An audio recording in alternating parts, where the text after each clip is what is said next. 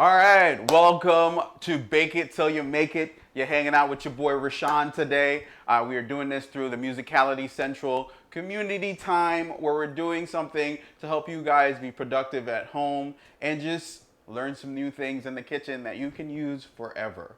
So thank you guys for joining us. Let me know who's in the house. Susie's handling all the audio. She's handling all the visual things and also the chat. So if you have any questions, definitely hit us up in the chat and I will answer them for you and I will be as detailed as possible to help you.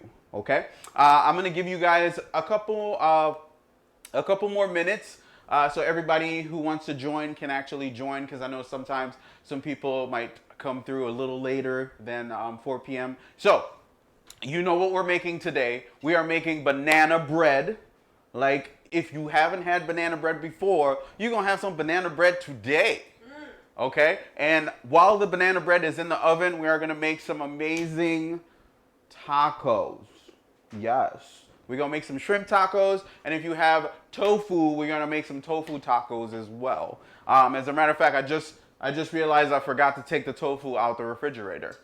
All right, so a couple things that we want to do while we're waiting for everyone is make sure you preset your oven or preheat your oven to preheat your oven to 350 degrees Fahrenheit because that's what we're gonna bake the banana bread at. Also, take out your if you are vegetarian, take your firm tofu out of the refrigerator. We're going to drain it and place it on a plate with a paper towel so osmosis can get all the water out of the tofu so we can actually sear it and create some textures with that. So also, if you haven't already taken out your butter or your eggs, they need to be at room temperature. So while we are going through everything, take all your ingredients out. Start doing that so that when we start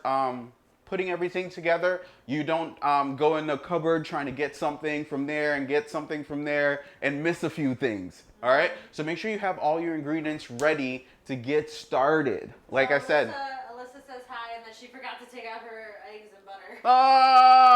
Is it okay? It's okay. It's okay. That should be fine. As a matter of fact, here's one tip really quick. So I turned on the oven, right? And it is heating up right now. It's at 350. So your oven should be preheated at 350. This is what I did. I took the butter, right? And I placed it on the stove top. So it's indirectly getting heat.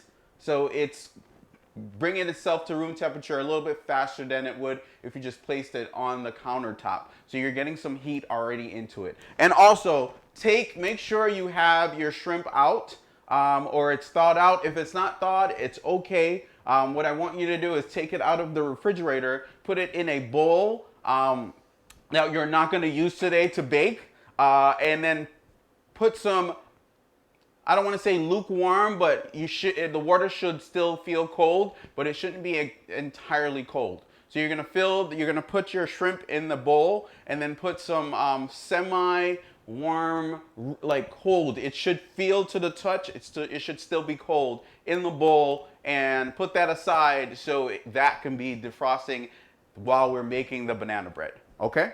So, like I said, a couple of things. Make sure you get your shrimp out of the refrigerator. Make sure your butter and eggs are already out and they are at room temperature. Make sure you take out your tofu out of the refrigerator. As a matter of fact, Susie, can you get the tofu out of the refrigerator so we can do the same thing like everyone's doing at home? Yes. It's right on top. Thank you. So I have organic tofu right here, if you can see.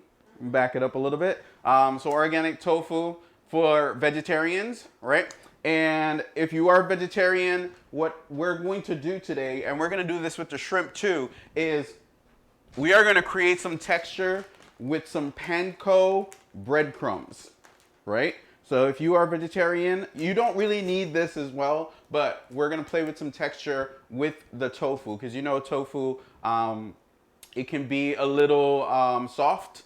So we're gonna create some texture with the breadcrumbs. There we go. Right? So what I'm gonna do immediately right now is I'm gonna open this package of tofu. I'm gonna drain the liquid out of it, and then I'm gonna put the block of tofu on a plate with a paper towel so it can continue to release all the water that it was sitting in. Okay? So that's what I'm gonna do right now. So here we go. I'm gonna take my knife, right? And I'm just gonna poke a hole in it, put it down flat so it's not in my hand. Good. And I'm gonna drain the water or the liquid that's already in it out. So there we go.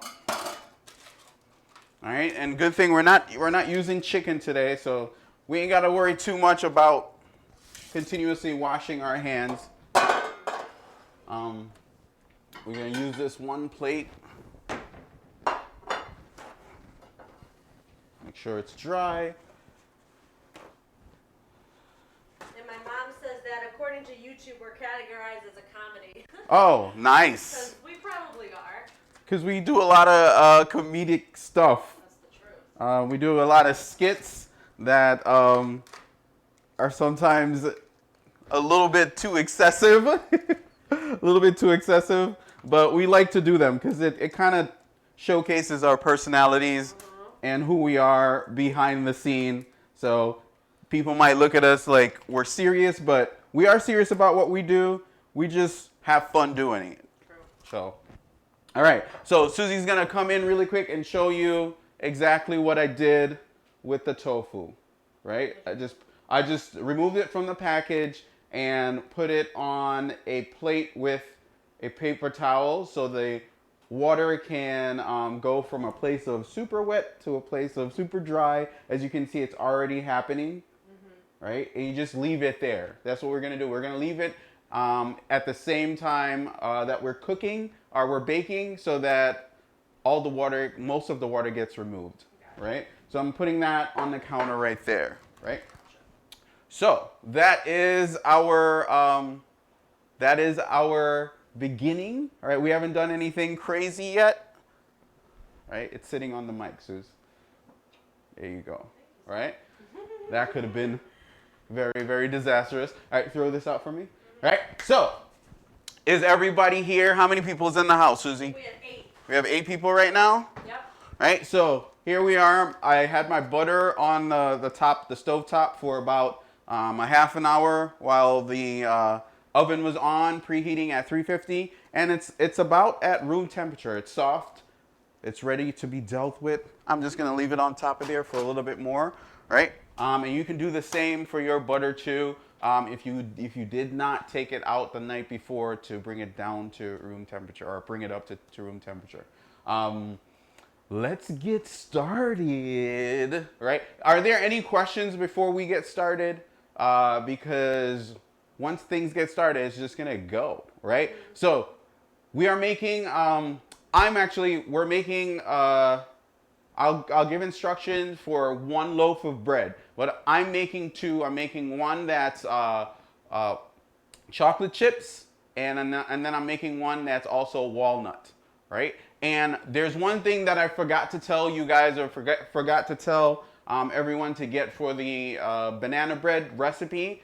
Which is, okay, you can still go without it, but buttermilk or sour cream, if you have that in the refrigerator, take that out too. But if not, it's totally fine. You can go without it. And basically what the buttermilk or sour cream does, it creates, it's acidic, so it activates the baking soda and baking powder, okay? So you need something acidic to activate that, and it also adds some type of, it adds some level of moistness to your banana bread too. But it's not that big of an importance, all right? So don't go crazy if you don't have it, all right? So we're gonna get started.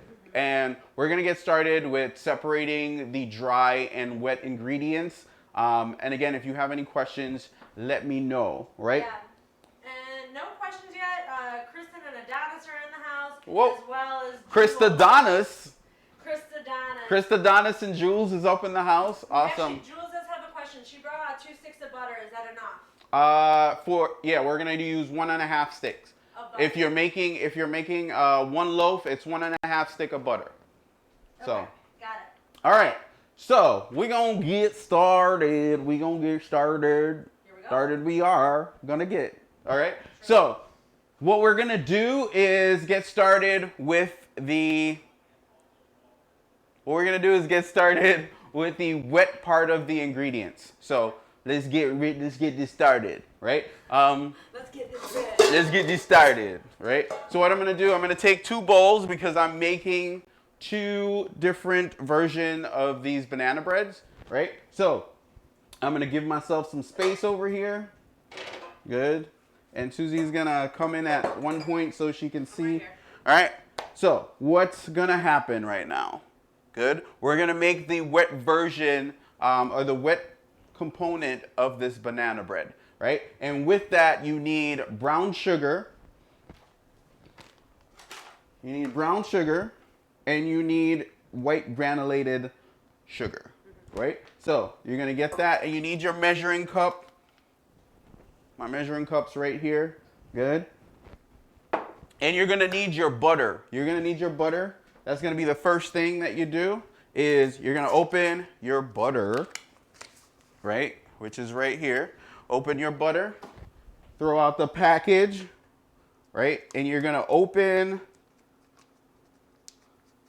your butter and put it in the bowl. You're gonna save this thing right here. Save this paper thing right here. Good. And that's 1. And this is the second one. Whoop. About to make a mess already. But here we go. We're saving these, and we're using 1.5 sticks of butter, right? So what's going to happen is I'm going to take the 3rd stick, and if you're at home, we are making, you can make 1 loaf or you could make 2. For how big are these pans? How big are the pans?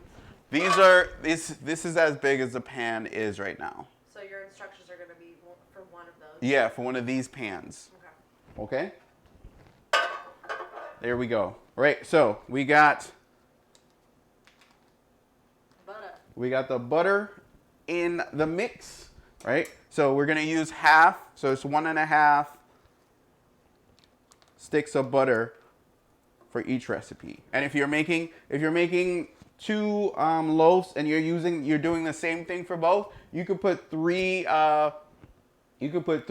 sticks of butter in 1 pan. Okay? Good. So, as I have just put the butter in the pan, what I'm going to do first is I'm going to butter and flour my pan. And I'm going to use these paper thing to do this. I'm going to, yes, what I'm going to do is wipe it in the pan all over.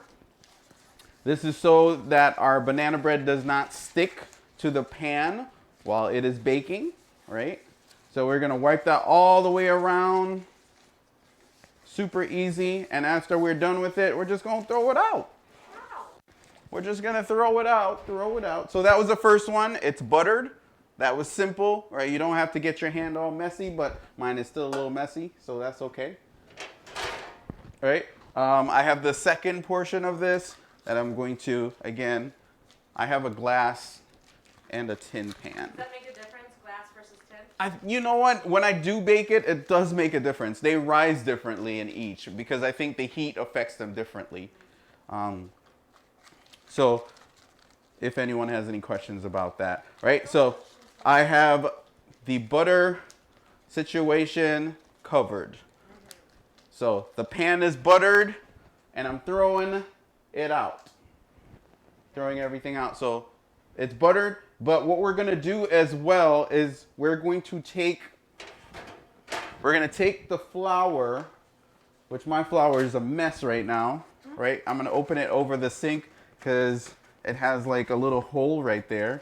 But what I'm going to do is I'm going to pour some of the flour in the loaf pan.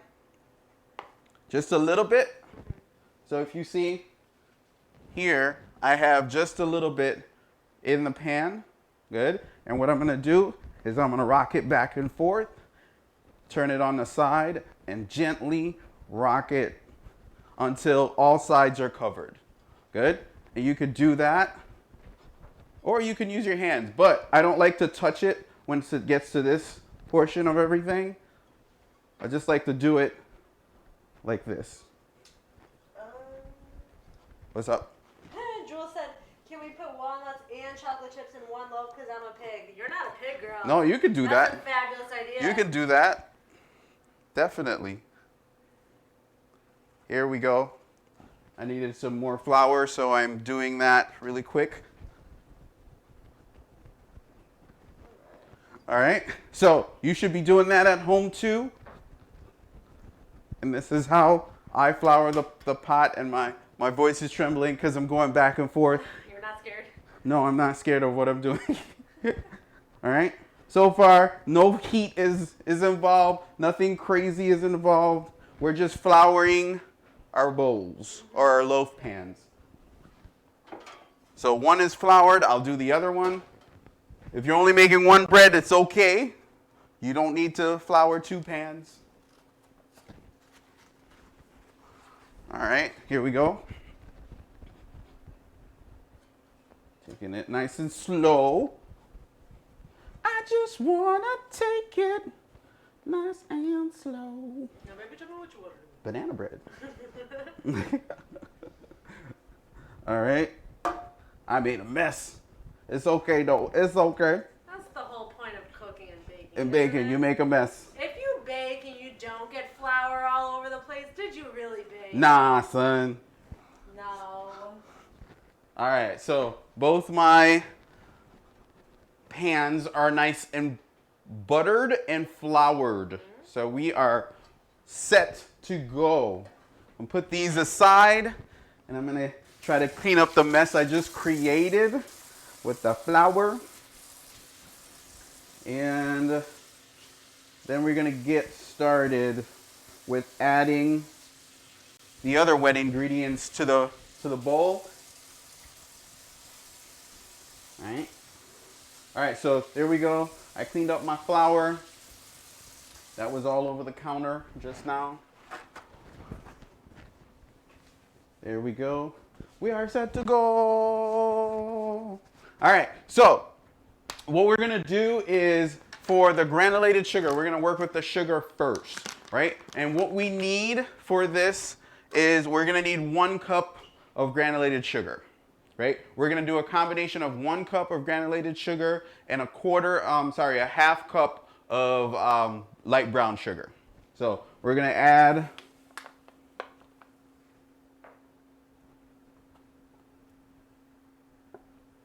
there it is.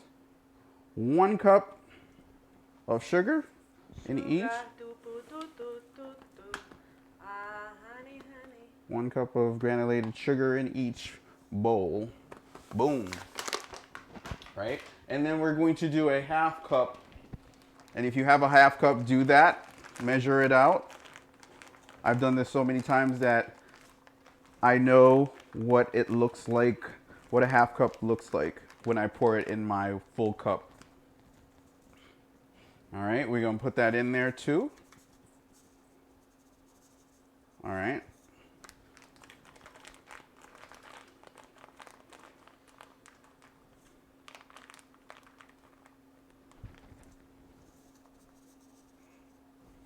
There we go. So that is the first step, is to start with for your wet ingredients, is you have your butter and your sugar all in there, right? And what we're gonna do is we are going to mix that, break it up.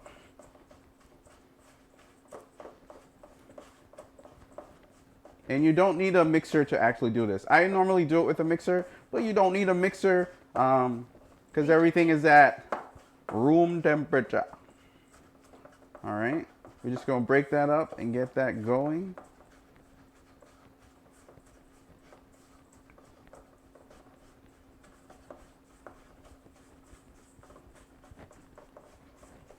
Hey, What's up there? Camera lady. Camera lady? What you doing? You want in my space? That's okay. They need to see what's going on.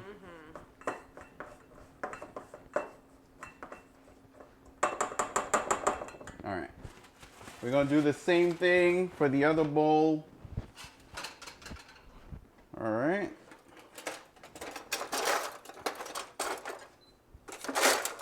You there, Suze?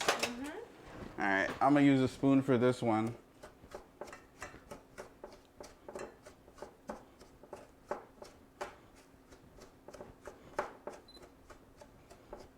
So everybody should be doing this right now. The next step that we're going to do is we're going to add some more wet ingredients. So the sour cream, the vanilla, the eggs are all going to go in this bowl. And then the dry ingredients are going to include the baking soda, baking powder, salt. So what's in there right now?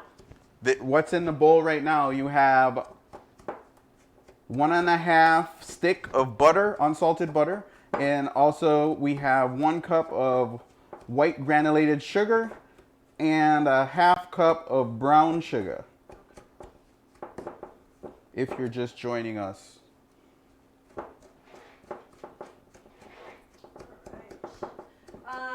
So Alyssa asked, is it a big deal if my bread, she said if my bread man looks smaller than yours. Your bread man? She meant to say pan, but she said, is it a big deal if my bread man looks smaller than yours? But to answer the actual question, is it a big deal if her bread pan looks smaller? How small? How small is it? Yeah. Ask Alyssa. Yeah, how small is it, Alyssa? Is it like half the size of my pan or just about the size of my pan? Man. Or man? Do you know the bread man? Right.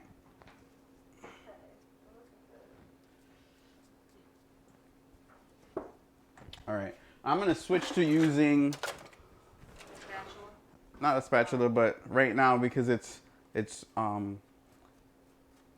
butter and sugar, I'm going to use a wooden spoon to mix these together so it's all there. There we go. Baking is a workout. If you don't feel your arm right now, you ain't doing it right. For real. So should they have guns like this? You should have guns like this. Fire that pistol at you. Better back up, Susie. So, there we go.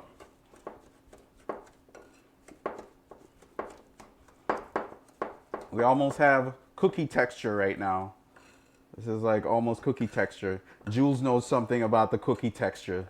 That's right. Yeah. All right. So there we go. We have the butter and sugar all mixed up, right? What we're going to do is get our vanilla and eggs.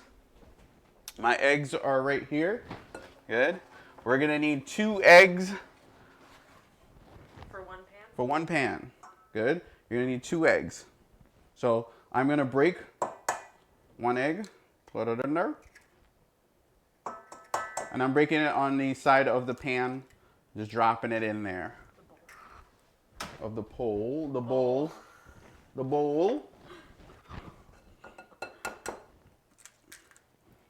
Room temperature eggs. Boom. So we got 2 eggs going in there, and I'm going to continue to mix.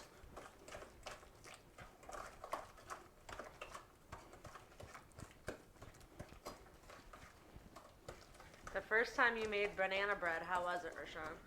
It was actually pretty good. What was? The first time I made banana bread, it was good. Are you asking me questions or are those questions that are being asked? I'm asking you personally. Oh, the first time I made banana bread, it was amazing. And that's why I knew I had to like figure out my own way of doing it. So I compared a bunch of recipes compared a bunch of recipes, and then I tried my own. So I actually went online and looked up a bunch of recipes when when YouTube was just like Coming out? yeah, YouTube was just coming out. There wasn't a lot of banana breads on there, but there was banana breads online though. Banana bread recipes online. Like blog. Yeah. Like Food Network has like a lot of free recipes, so you can definitely look them up. So there we go. I have a mixer. I could probably use a mixer, but I'm doing it like this just in case everybody doesn't have a mixer at home. But they can use it if they want. Yeah, but you can use it if you want. Oof, these looks beautiful right now.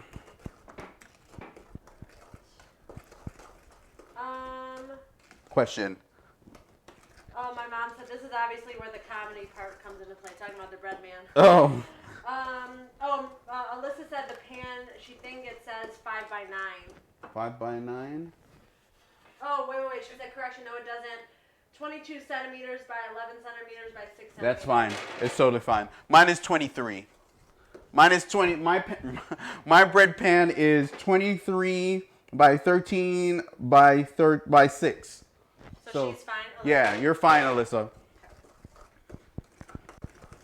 You will be fine. Looking good. So there we go.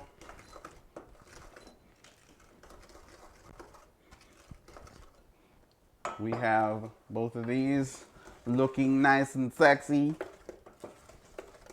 Yes, baking is sexy. Don't let nobody tell you different. So also we are gonna put some vanilla extract, a tablespoon of vanilla extract in each, right? So we're gonna drop a tablespoon. And I didn't open this before. Come on, Rashawn. I know, right? I should be on top of that, right? So we're gonna drop a tablespoon of vanilla. That's about a tablespoon.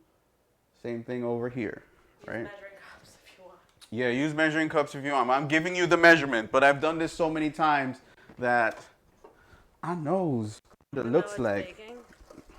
Baking. Even though it's baking. The vanilla doesn't really do that much. It doesn't affect the baking process. It's the amount of flour, the amount of baking. I love the smell of vanilla. Baking powder, baking soda, the amount of banana. So everything else. Everything else. But this definitely gives it a warm finish, and the baking smells that you're used to in your homes. Yes. All right. So that is our wet ingredients. Alyssa did have a question before we move on. How did I miss what you just did? Looking for the size. Did you add an egg? So what have you done so far? Okay. So what I did is I added the stick and a half of butter to the bowl, and then I added 1 cup of granulated sugar and a half cup of brown sugar, light brown sugar. Then I mixed that together. Then I added the 2 eggs after, and then after I added the 2 eggs, after I mixed in the 2 eggs, I also added a tablespoon of vanilla extract. And this is for 1 pan. This is for 1 pan. So I'm doing 2 pans because I'm gonna add different ingredients at the end, which are walnuts or chocolate chips. Okay? So here comes the other part. Like if you don't have this, it is okay. So what I'm gonna do is I'm gonna add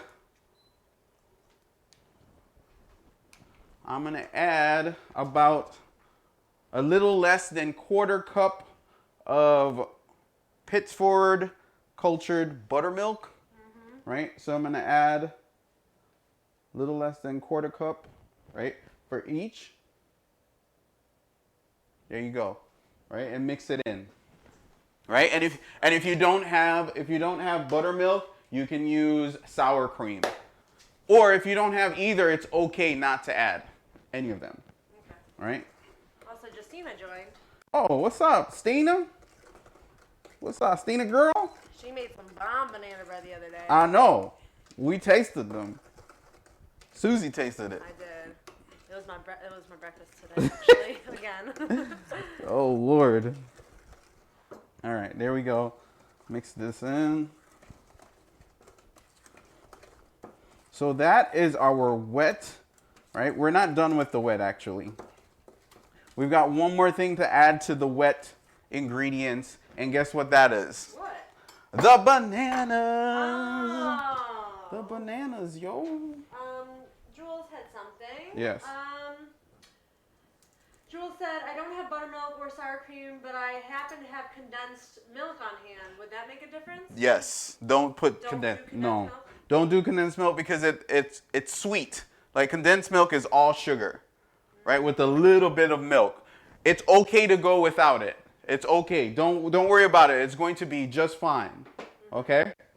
All right. So I have here we have.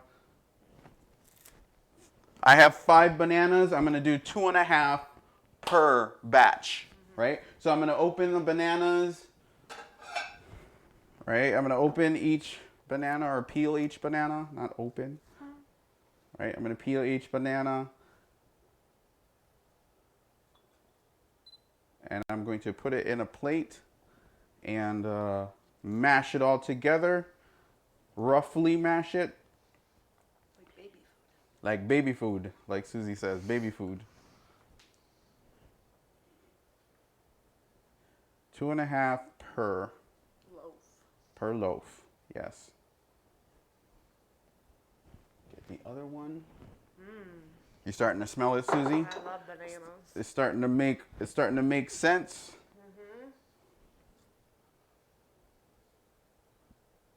Here we go. Starting to smell pretty good already. We haven't started the baking process yet, but that's going to be fun too.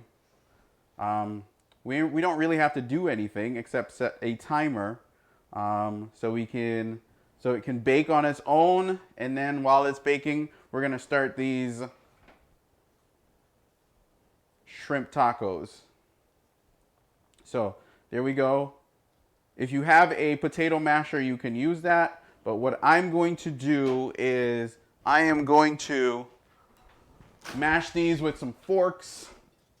While you're doing that, Meg Sidor thought this started at 4:30, so she needs some ketchup. Oh, how did you think it started at 4:30, Meg? No, I'm kidding. So, Meg, welcome to Bake It Till You Make It, right? What we have done so far, if you have a mixer, this will go a lot faster for you. But if you do not have a mixer, what I've done is I put a stick and a half of butter in a bowl. Room temperature butter. I put 1 cup of granulated sugar, that is white sugar, and then a half cup of light brown sugar, right? So that's where we are. And after I mix that together, after I mix the butter and the sugar together, I put 2 eggs in the batter as well. And I mix that in first before I put in the tablespoon of vanilla extract. Okay, so that should catch you up. And now I'm mashing 2.5 bananas in a bowl to add to the wet mix. She says she doesn't know what day it is, but she does have a KitchenAid. So yes. or KitchenAid. So. Awesome. All right, so I've mashed one of the bowl of 2.5 bananas, and I'm gonna get in the other one. Show you guys what that looks like. Yeah, it looks like baby food, like we said. Baby food time.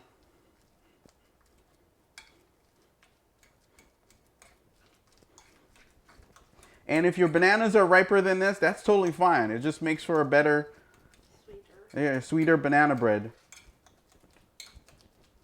You just want there to be some type of brownness happening with your banana, so it's just not straight out from the supermarket, right? So it looks like this, right? This is how ripe they are right now, and they're pretty sweet. right here.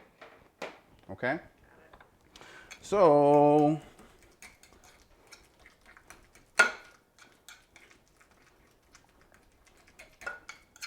banana bread is in process.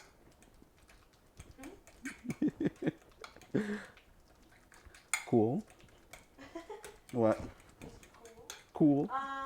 My mom, Mm-hmm. Karen Kushner, would it be equivalent, or would the equivalent amount of banana be if it was measured by the cup, since bananas come in various sizes? Oh. Yeah. I see what she's saying. I see what you're saying. After it's mashed, she means, like, what would the equivalent be? So here's the thing. You can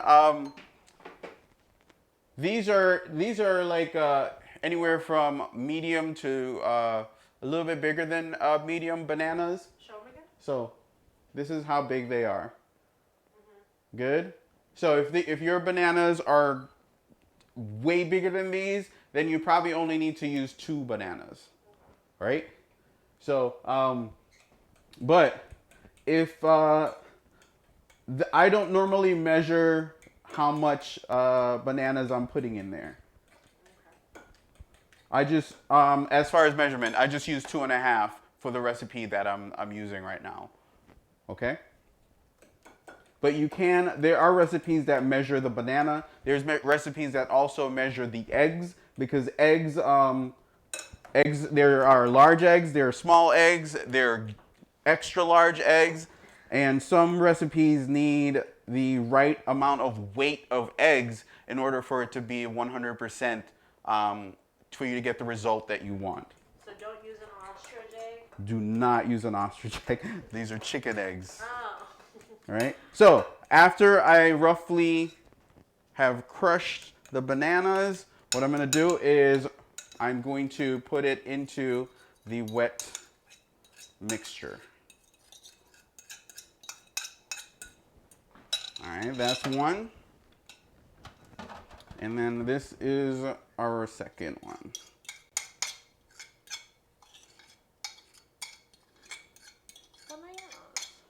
Yeah. Have you ever heard of Rashawn Bananas in Pajamas?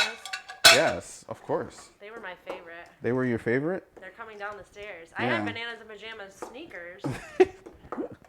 We're just going to mix this in there with the bananas and pajamas and sneakers. They were dope. I might still have them like in my mom's garage. Mom, do you know? All right, so here we go. The wet mixture is all done. And in this wet mixture, we have butter. We have a stick and a half of butter. We have 1 cup of white granulated sugar. We have 2 eggs, a tablespoon of vanilla extract, and 2.5 bananas. There we go. And May wants to know, is this for 1 loaf? Yeah, that's for 1 loaf. Mm-hmm. We're just doing 2 because of the separating. Yeah. Walnut. I'm doing 2 loaves because I want to try one with just walnuts and one with just chocolate chips. Also, we have people that are making 2 loaves that don't like chocolate chips and also don't like walnuts. They like either one. So we're making that a choice. So you can make one with chocolate chips or one with walnuts or both. You can do that. Yeah. So there we go. This is all done, right? Your wet mixture is all done, right? There we go for both. Looking good, feeling good. Love it. Love it. Right? What I'm going to do though, if you have your lime, we're going to definitely put a few drops of lime juice in each of these. If you're going to make your tacos later on, we're going to put just a drop of lime juice in these because it helps to activate your baking soda. So you just rolled the lime? I just rolled the lime to release the juices from all the pockets. And I'm just going to put a couple drops of lime juice in each. Just a little bit. And Meg Sador said, so should I double the ingredients if I do 2 loaves? Yes. Just double it, yeah. Yeah. She says she's going to do one with walnut and chocolate chip and another snickerdoodle. So then you got to do it separately. What? If she's going to do one with, because if you put everything together, then you're not going to be able to separate it or you can separate it at the end before. So she's good. You're good. Also, Kristen said, in reference to having the different pans with different ingredients, it's because Adonis is whack. Adonis, you're getting called out today. I think that's what she said. Adonis is what? Adonis is what? Yeah, because Adonis is whack. All right. So there we go. We are ready to go with starting with the dry ingredients. So here we go with the dry ingredients. So you're done with the wet? I'm done with the wet. And just like that, I have 2 bowls ready to go in the sink that are going to have my dry ingredients. Or, you know what I'm going to do? I'm going to transfer. This is what I normally do, right? I normally do everything separate and then do it all in one bowl, right? So what I'm going to do is get another bowl of flour, right? And this is going to be a 2.25 cups, 2.25 cups of flour. We're going to start out with, right? So I'm going to fill my measuring cup with 2 cups of flour. And I have a strainer. You don't need one, but I like to put everything in here and sift it through. So that's my 2 cups right there. Now I'm going to get my 1/4 cup.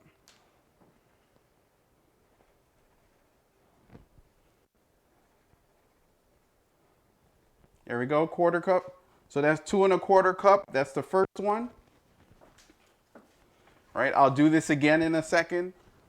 Right. Also, what I'm going to do is get.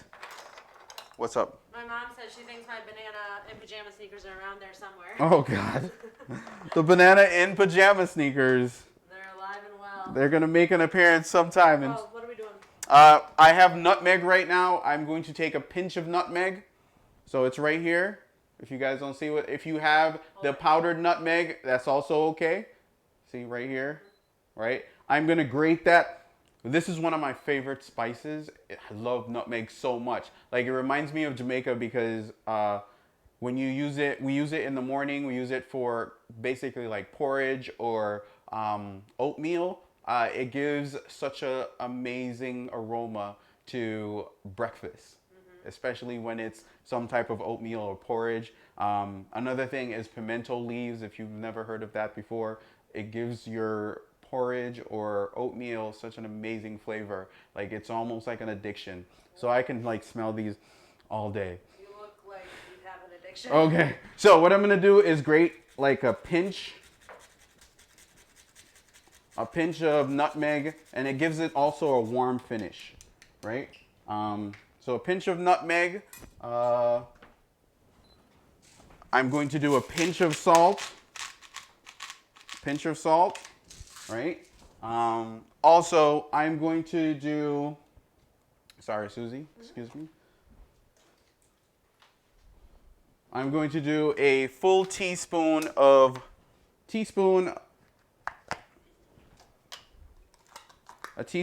baking powder. So I'm going to measure that out. Teaspoon of baking powder. Actually, I'm going to do a teaspoon and a quarter of baking powder, right? And then the baking soda is going to be 3/4 of a spoon. So 3/4 of a teaspoon. And that is falling in there. This is a 1/2 teaspoon. So whatever falls in there, I call it another quarter, right? That was a lot. So this is a 1/2 teaspoon, right? And I just put a little bit more in there to account for the 3/4 teaspoon. Okay? So we have in here, we have 2 1/4 of flour, right? 2 1/4 cups of flour. Then I have a 1.25 teaspoons of baking powder, right? And then 3/4 of a teaspoon of baking soda, right? And then a pinch of salt and also a pinch of nutmeg, right? So now I'm just gonna sift this through. My mom is very concerned for the well-being of that bowl being so close to the edge. Don't worry about that, Mom.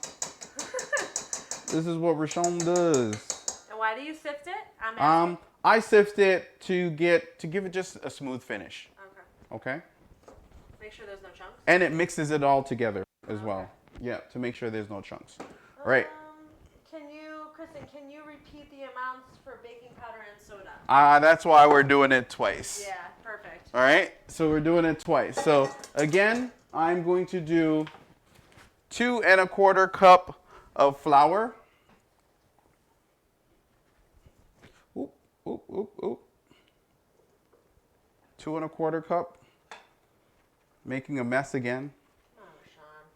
It's baking. It's how it works. I got baby food on me. You got baby food on you? Yeah. How? Just touched it. All right, here we go.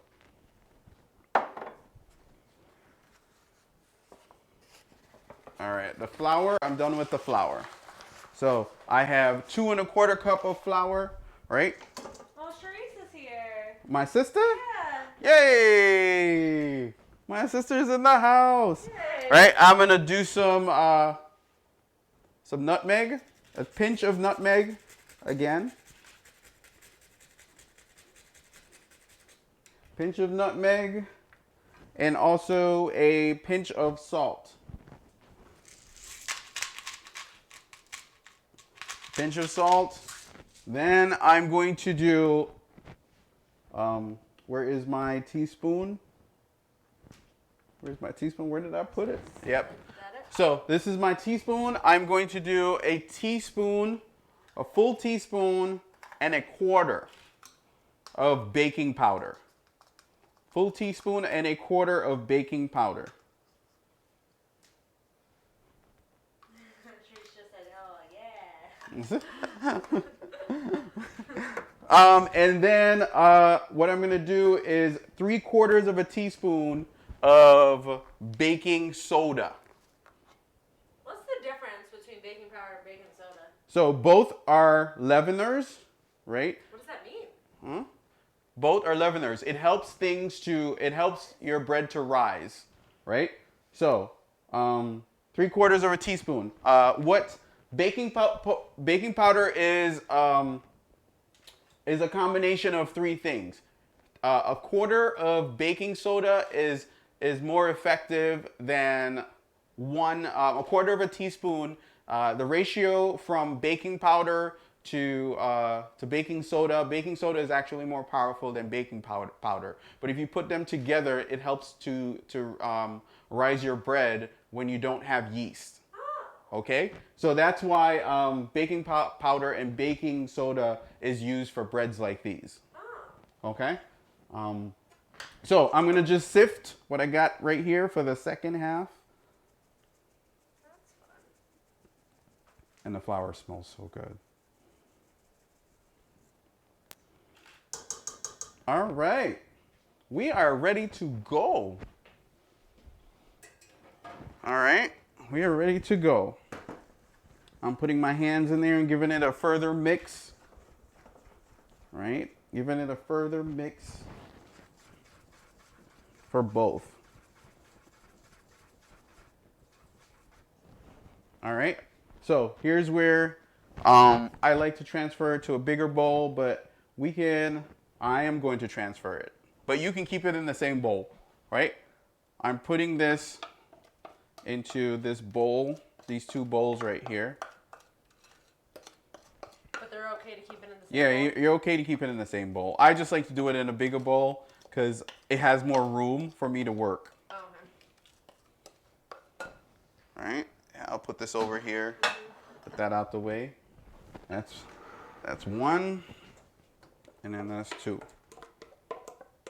The last step of that we're gonna do with this is we are going to mix in chocolate chips and walnuts. This is the best part. Yes, it's not the best part, but it adds some interesting flavors and textures that add to the finish of your banana bread. Right, so we have both ready to go, and I'm going to keep it right here. Good. So what we're gonna do is mix a third at a time, right? We're gonna partition this into 3 portions, and I'm gonna put the first portion in. So that's about a third, and mix that in. All right, we're doing this because we don't want to over mix our bread batter, because then that makes it it's gonna make it flat in the beginning, right? We want to keep some of the gluten of the flour as well as activate all the ingredients in the mixture to make sure it rises, right? So we don't want to over mix it. So we are going to mix it in thirds. And then the last third is when we're going to put the chocolate chips and the walnuts. So I'm going to put the second third into the flour mix. And your mother is also watching. Oh, Mom. Hey, Mom. Mom's is up in the house. And it smells good. It smells really good. Apparently Alyssa heard me go,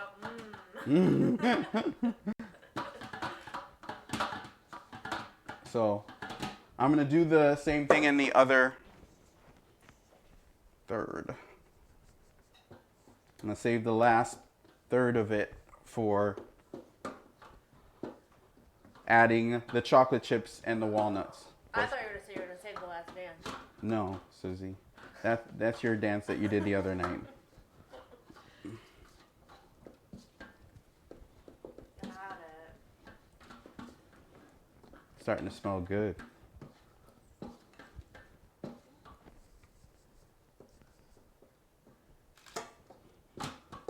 Yeah. All right, so I saved the last third so I can use it to mix in the walnuts and the chocolate chips. We're going to use 1 cup of each. And if you are doing both, use half cup of chocolate chips and half cup of walnuts. So. Are you sure that that's enough chocolate chips? Just to keep it. Don't keep the bread too heavy or too melty. But they could add more if they wanted. I mean, if you want to add more, go ahead, Susie.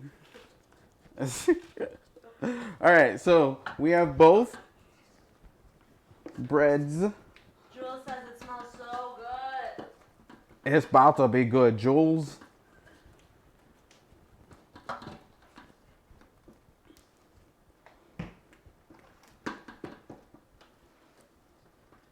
All right, so that is I'm going to add the third, but I'm not going to mix it a lot. So mix a lot. All right. I'm not going to mix way too much because I'm going to save a little bit of the mixing for the chocolate chips. I'm out here making a mess again.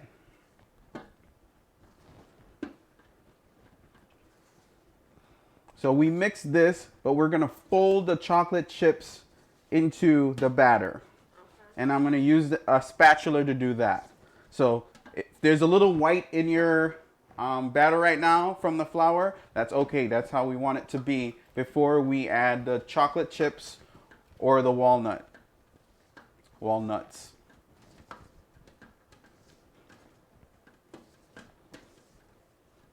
And my hands hurt. I'm not gonna lie, mixing it like this makes my hands hurt. As opposed to using the mixer. Oh. All right, let me put this down for you guys. There we go. Ooh. They can see everything? That's good. Okay, good. There we go. Okay. So, there. Now, I'm gonna take... What? What's up? She just said hi guys again. Oh. I'm gonna take my spatula, clean my spoon.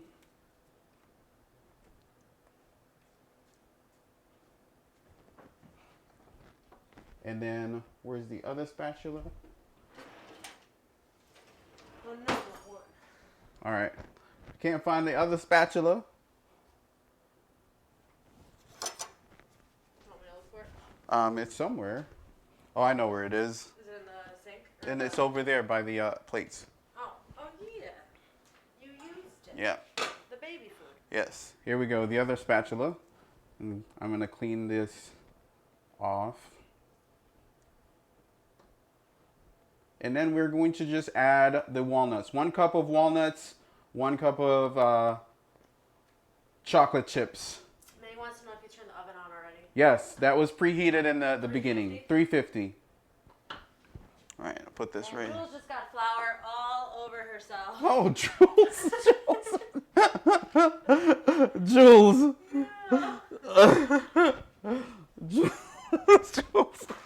Oh my God. I appreciate you, Jules. So what I'm gonna do, I have some semi-sweet chocolate chips from Nestle. And there's a cup right here. I'm gonna use 1 cup. Can you put in extra chocolate chip? What? Can you put in more? No, I'm only putting in 1 cup, Susie. Come on, this one's for me. No, it's not for you. It's for both of us. But you don't even like chocolate. All right, so I'm putting 1 cup of chocolate chips into the batter, and I'm going to fold it in. Fold it, not to overmix. What does that mean? Overmix, that you're not mixing. Folding is you're lifting and folding the chocolate chips into the batter, right? So you're not like overmixing the batter. Okay. You're just completely folding it over until you don't see, or you see hardly any white from the flour. Jules said it's okay. Every time I make something, something always goes wrong, LMAO.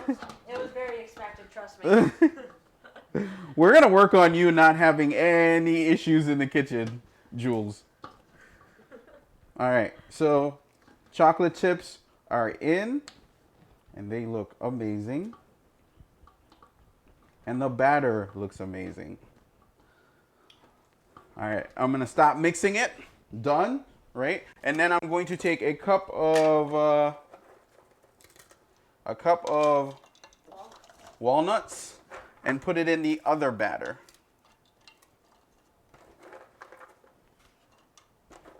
Any questions, Susie? No, we're good. Everything's good? Yeah. Okay, so I have 12 people with you.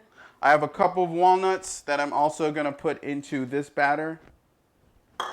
Good. And fold it in.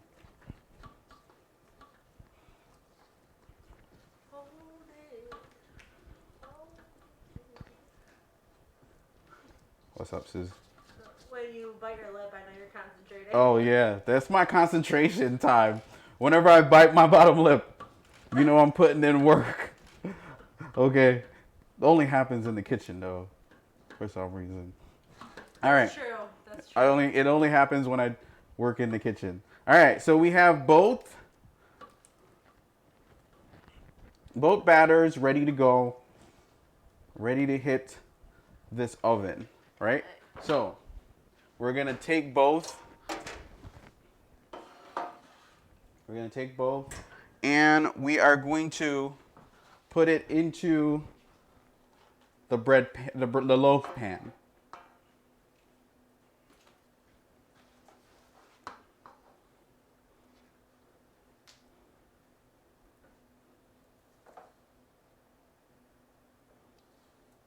And I'm using the spatula to get the excess or the leftover bread.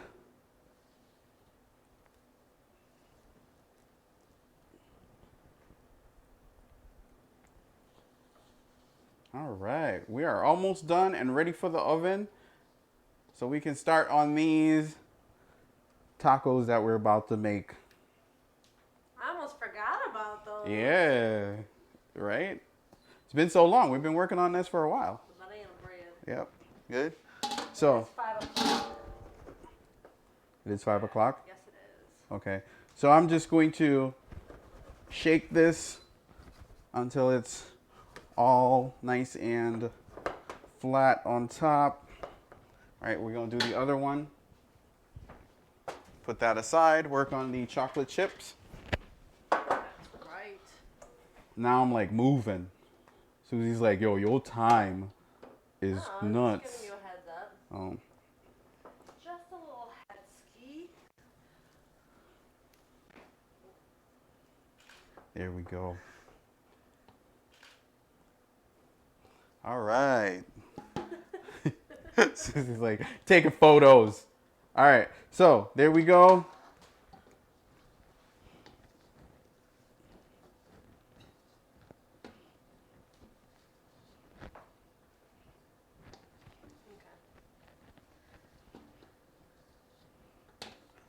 All right, so there we go. Our breads are ready to go in the oven. But before we do, I do like a little shake like this on both of them.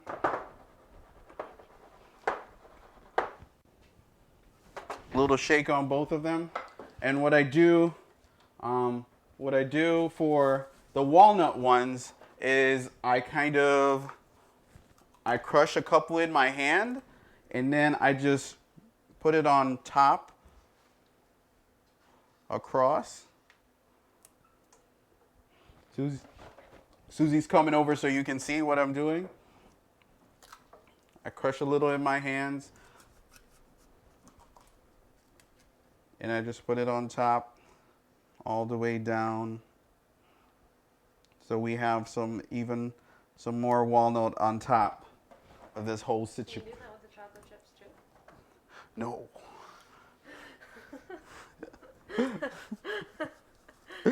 You could do that for yourself, Susie, when we get done.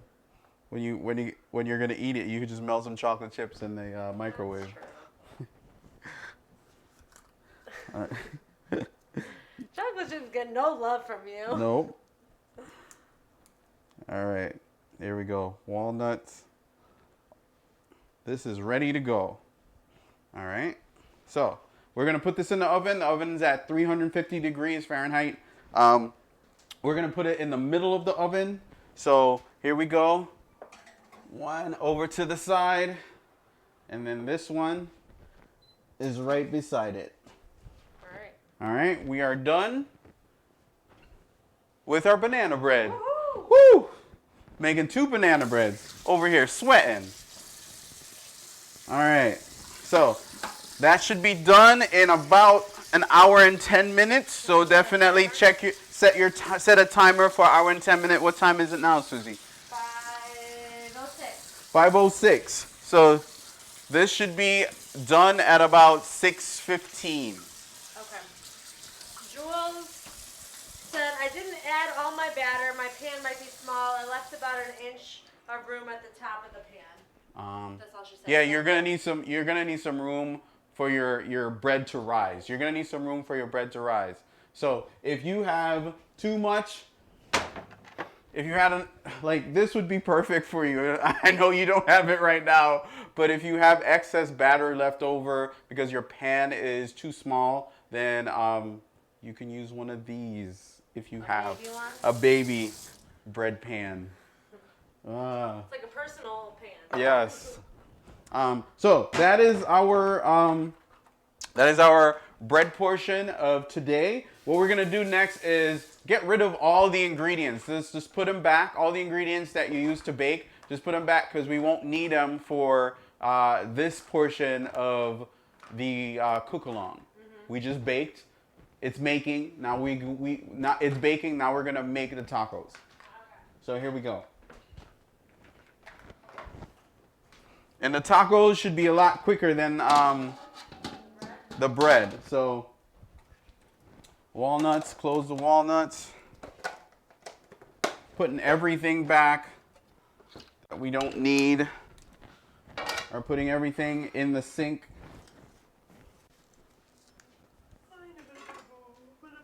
That we won't need. All right.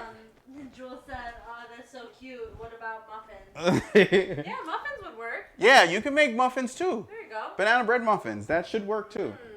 Then they're really personal. They're just going to be a little bit quicker because it's a smaller amount of batter. So you can definitely make your muffins, which should take anywhere from 15 to 25 minutes. Gotcha. As opposed to an hour. As opposed to an hour. No, I'm good. So we're good. All of our bread is in the oven, and now we are going to start the next portion. We're going to cook some tacos. We're going to make some tacos. So get your shrimp out. So we have the shrimp.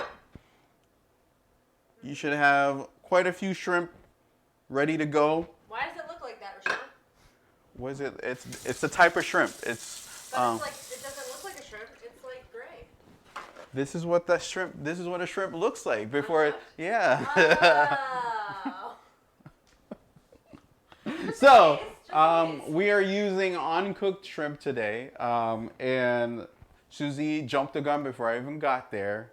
All right. So we're using uncooked shrimp today, and what we're gonna do is, I know.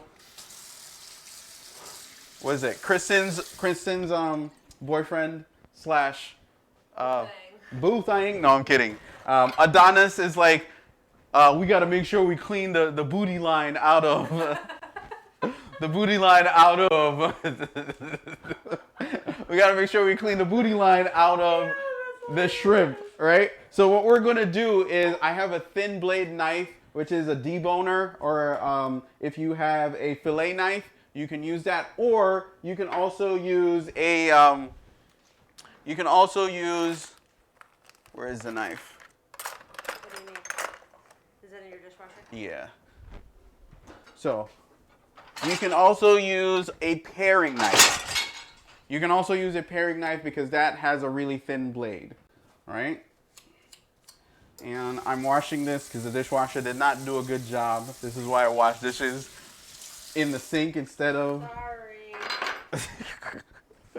So what I'm gonna do is I'm going to score the shrimp right down the back, like a really small score. Don't go all the way through the shrimp, all the way through the tail, because even though it says divine, sometimes they don't get all of the poop out of the shrimp. So I did a little. Susie, you need to make sure they can see this. So most of the time when they do it for you, there's a little bit left over in the shrimp right here, right, that you have to clean, right? So you're gonna do that with all of your shrimp. Score it all the way down to make sure it is clean, right? Just a small score, right, with a thin blade, and then get all the way to the tail, right, which is where all the poop comes out.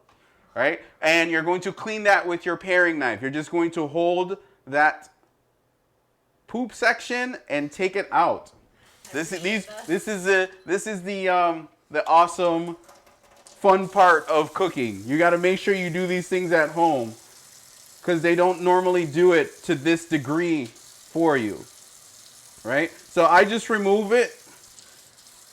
I just remove that part of it, and I put that on a plate. Whatever I do, so I have a bowl of the shrimp. I remove that one, and then I do an extra rinse of this. And this is the only thing that I don't rinse with with lime and distilled vinegar or apple cider vinegar, because it starts the cooking process. Oh, and they cook so fast. They cook very fast. Gotcha. So this is the only thing that I don't rinse with distilled vinegar. I gotcha. Let's see what questions we got. Alyssa said, "So glad I'm a vegetarian." LOL. Yes. I know, Alyssa. I know, Alyssa. These are the things that we people have to deal with. We people. We meat eaters. That's too funny. They don't ever get all of it. So you might as well just cut the tail off. If you want this process to go faster, just cut the tail off and you'll be good to go. All right, but I'm going to move a little faster right now just to get through this portion of it. And then we can start doing other things. Yeah. Call it the poop track. I'm going to show them what you're doing again. Okay. All right. You're slowing me down. Here we go. So what we're going to do, just do your thing. We're going to score the top from top to bottom all the way to the tail. Just making sure there's, it is divine and you're not like eating poop when you're cooking this. So,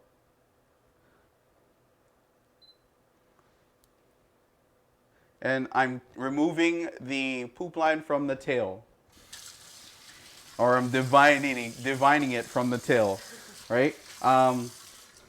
Most of the time, if you don't see that slit in your shrimp, you might be eating some of that. I'm not gonna lie to you. Are you gonna die? No, you're not gonna die. But just know that's what you're eating. That's why it's good to cook at home. I'm not gonna lie. That's why I like to cook at home. And if I'm eating shrimp, I like to see that this was done. Yeah, Alyssa said totally okay with chilling for a sec. Yes. Alyssa, if you are not doing anything right now, you can actually start. You know what? We'll do that together. Slicing up your tofu, but we'll let that tofu sit for a little bit more.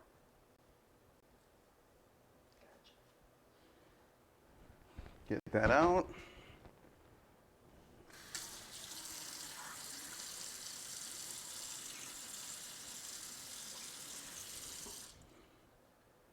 I'm biting my lip again. I see it. You're trying to make this sexy. Cleaning this poop.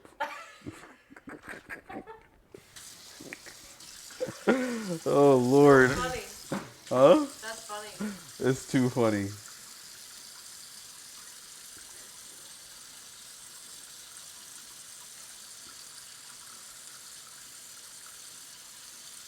Here we go.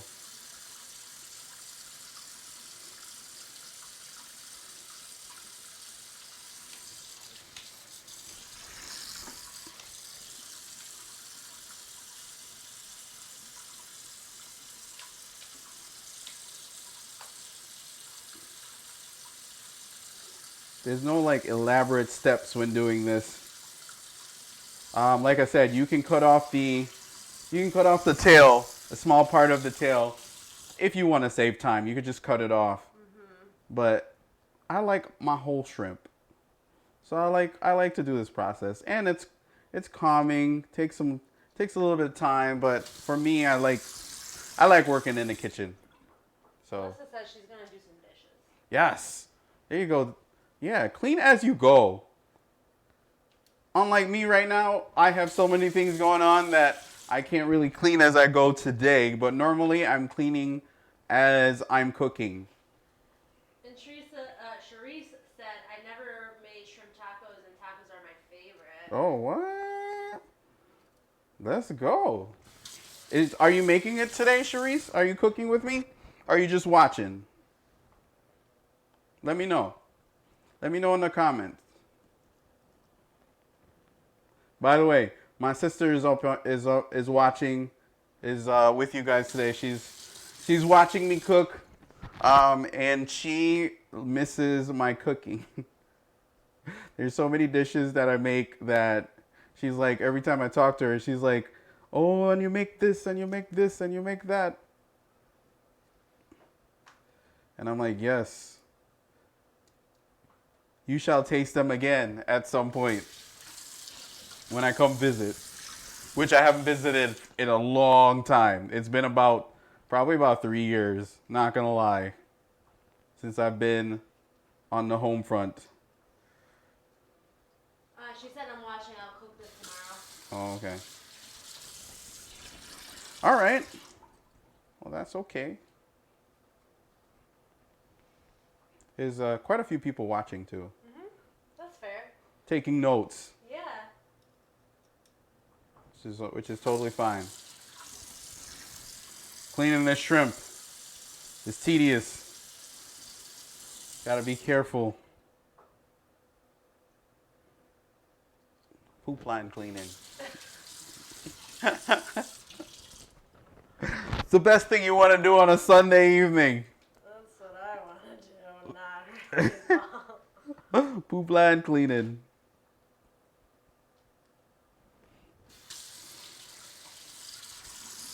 All right. I am almost done. You should be done at home too. Because I said you needed 12 shrimp, I think. I mean, you can go with more if you want to. No, these tacos are so good. The ones that you made yesterday were good.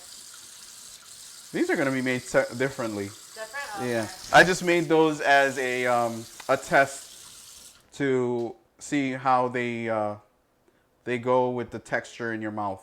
Like, using a few things. The flavor profile is going to be different today, though.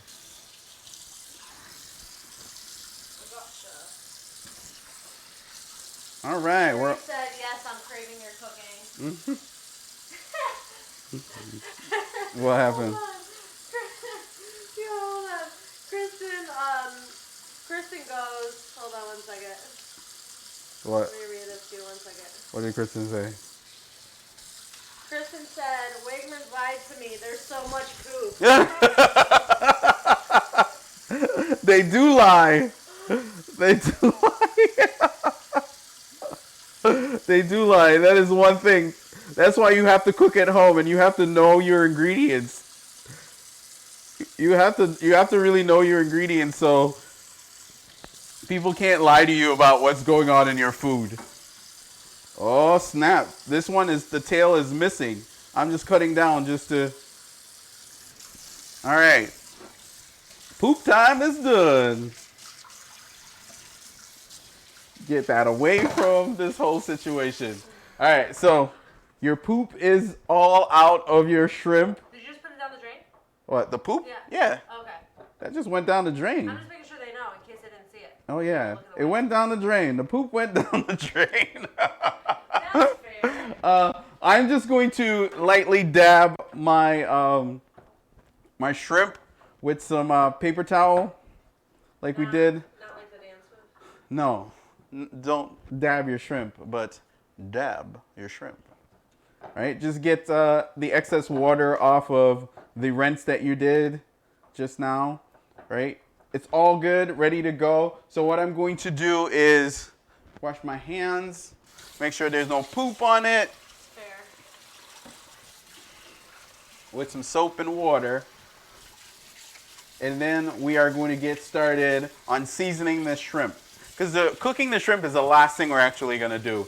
But want to make sure we clean it and get it ready for when we get all the other components ready to make the taco. All right, so your shrimp is nice and cleaned.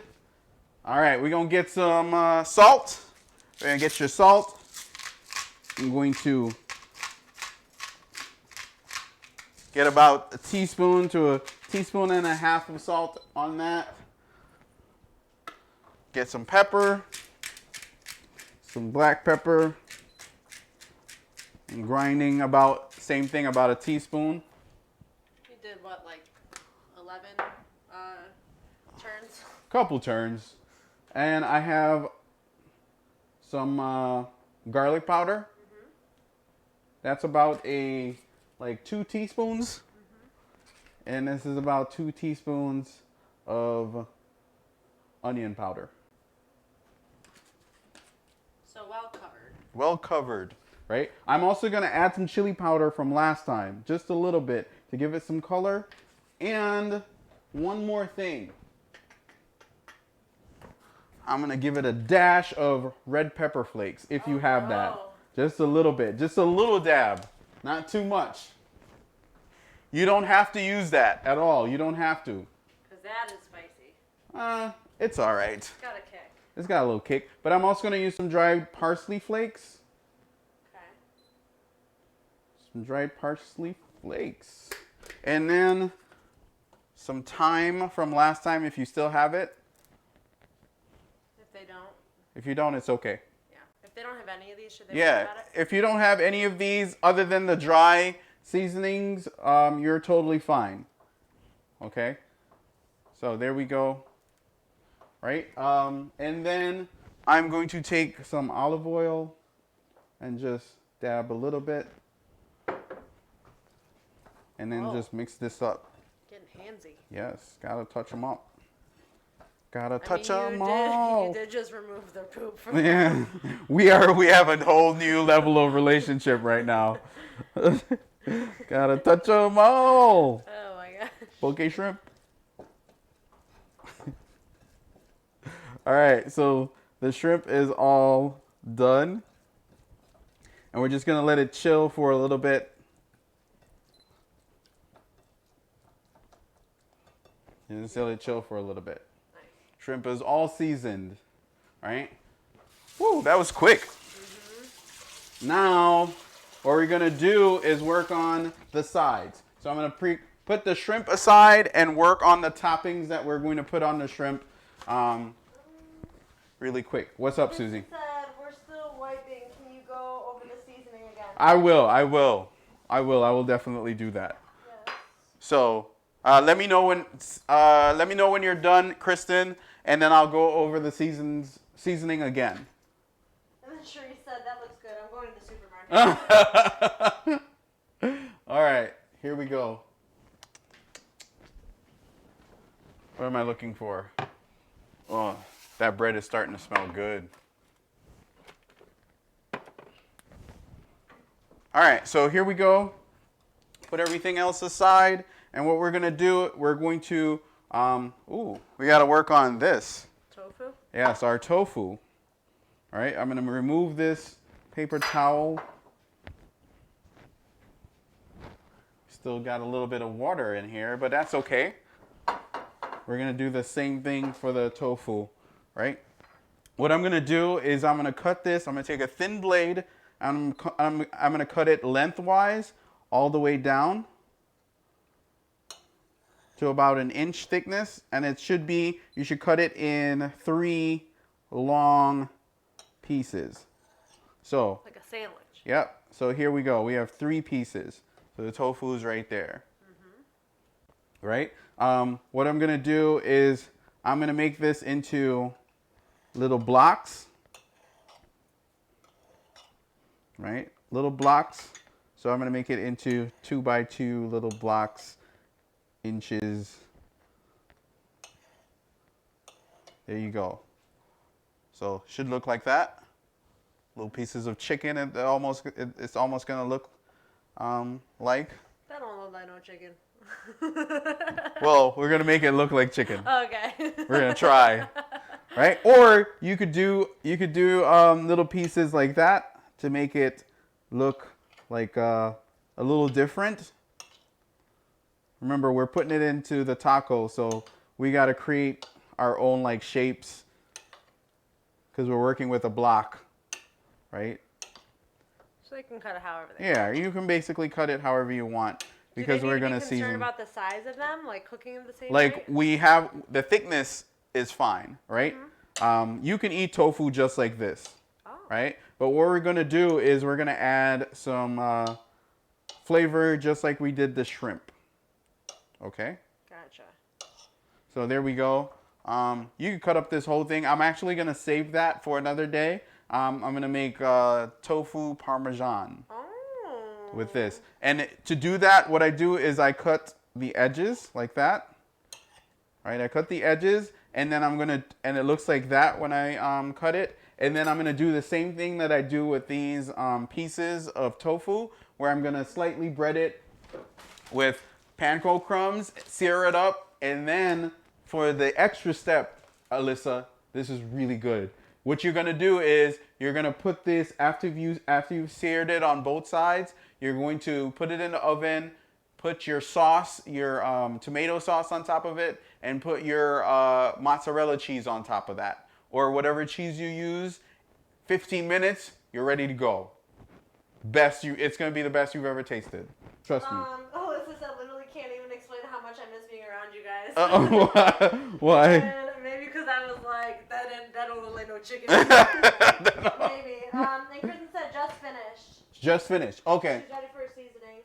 All right, cool. So, what's gonna go on your shrimp, Kristen, is you need about 2 teaspoons of salt, 2 teaspoons of pepper or a little less. You need some garlic powder, onion powder, and those are about 2 teaspoons of each as well. Good. Well, very well. Yes. And then you need some. Like 1 teaspoon of chili powder. And then you need parsley flakes, dried parsley flakes. And if you have some thyme from last time, definitely take about 2 or 3 sprigs and take the leaves off of the thyme, and then mix that up with a little bit of olive oil, just like a teaspoon. Just a drizzle. A small drizzle of olive oil. Right? And just let that sit. She's going to be like, can you say that again?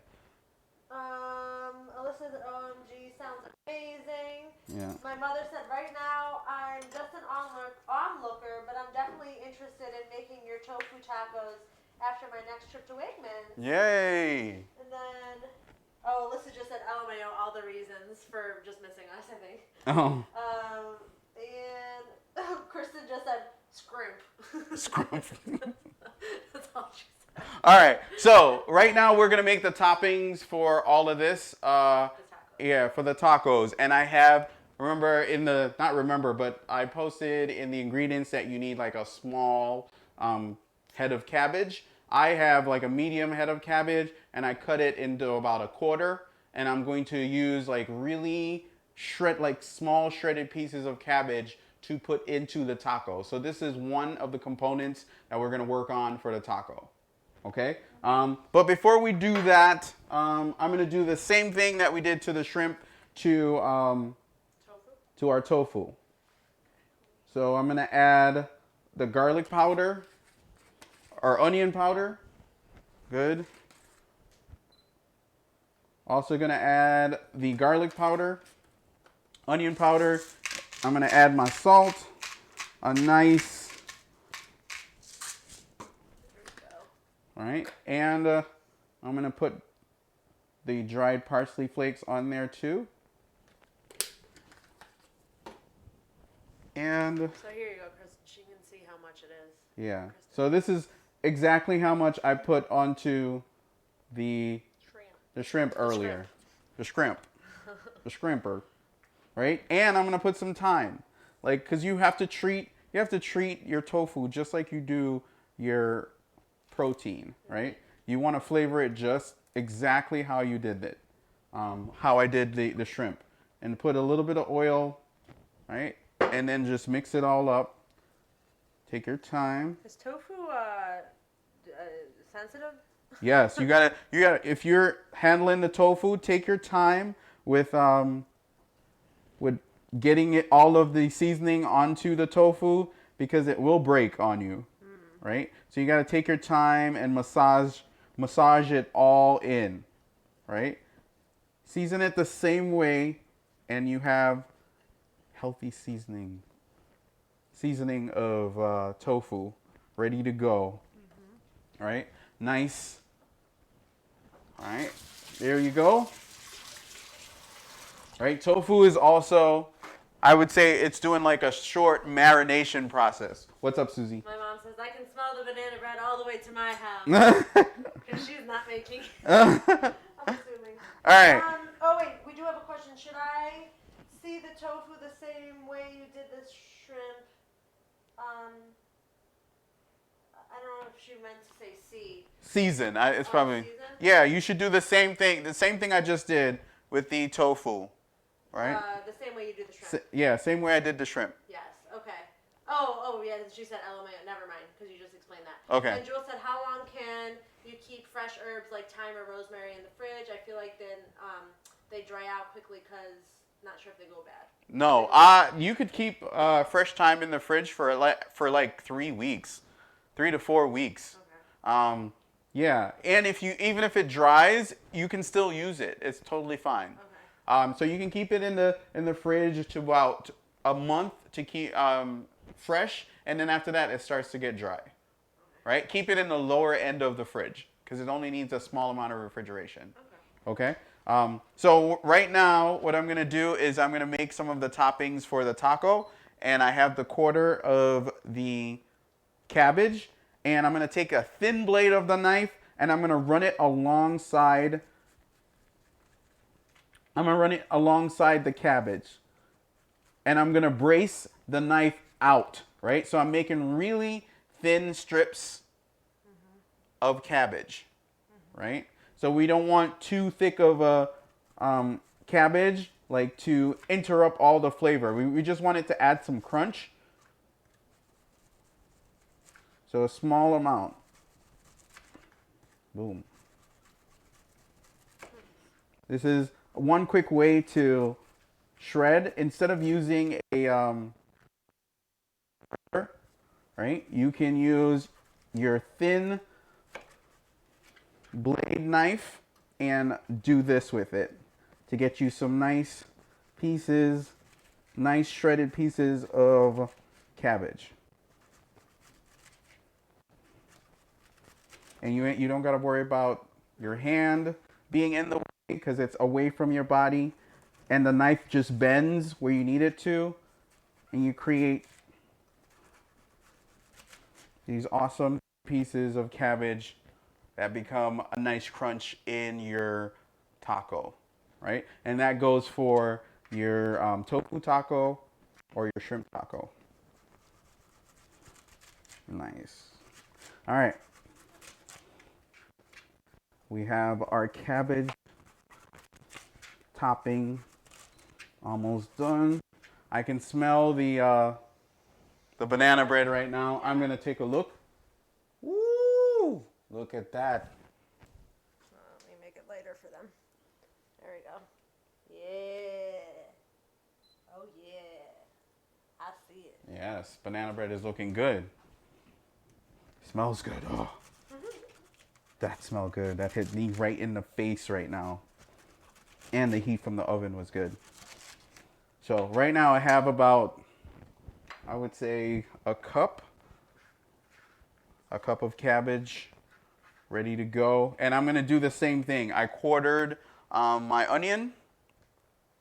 I quartered my onion and I left the root side here and created a flat edge right here. And what I'm going to do is I'm going to place it on one of the flat edges and then do the same thing of creating really flat pieces of onion. Red.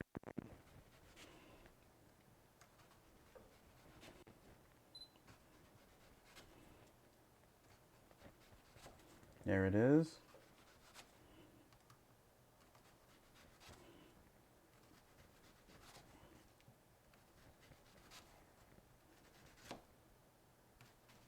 Take your time. Don't rush this step.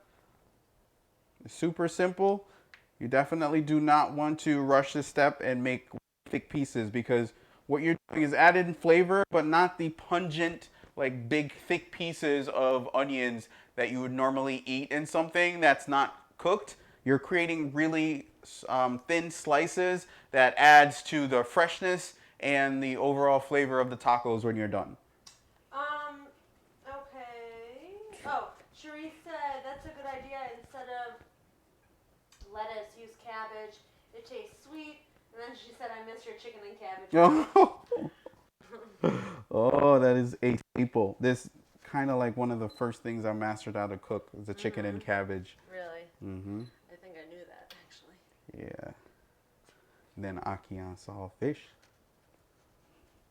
All right, so we have our onions. I don't want a lot.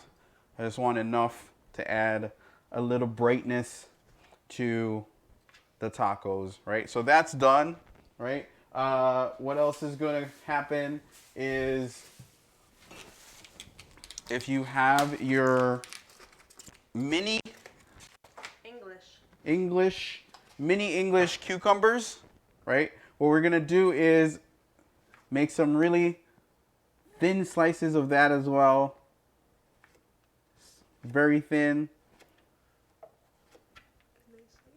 All right, very thin slices. So we're going to add that to the taco as well. This taco process is going to happen so quick. So this is why we're adding quite a few different components to it to just take your palate for a ride. Yes. All right. I'm just going to move. Let me see how we're doing. Yeah. Check the questions for me. Everyone looks good. Everyone looks good? Yeah. Ooh. Oh, I took a photo. Yeah, we're good. Also, Kristen, I know that you are using habanero peppers because you asked questions about them. I'm going to go to the jalapeno peppers next. So you want to handle your habanero peppers how you normally do, separate from everything else, especially if you're touching anyone or any part of your body. That could be a situation. So definitely, I'm going to handle the habanero peppers next. And, well, not habanero, but jalapeno peppers. But I know you are handling the habanero peppers at home. So you have to be careful with how you do that. So Jules said I was able to make 8 mini muffins with the extra batter. Yes. I've already eaten 4 of them. Oh my God. Super yummy. That's funny. Has it been? What time is it? It's 5:40. Just so you know. Okay. That's funny, Jules. All right. Okay. So mini cucumbers are done. So that's another topping. We are going to go to our, let's go to our jalapeno. I'm going to rinse that really quick. All right, so all the toppings are going to be in one place, right? So this again is even thinner. I'm going to do this super thin. Change how bright it is for them. Okay. I'm going to do this super thin, so it's not going to be overbearing as far as spicy. It's just going to be a little slight bite because we're making a sweeter, we're going for the sweet and spicy combination, but it's more of sweet and balance, right? One of these are going to go, or 2 if you want, on a taco, right? 2 slices. Yeah, 2 of these thin slices of jalapenos.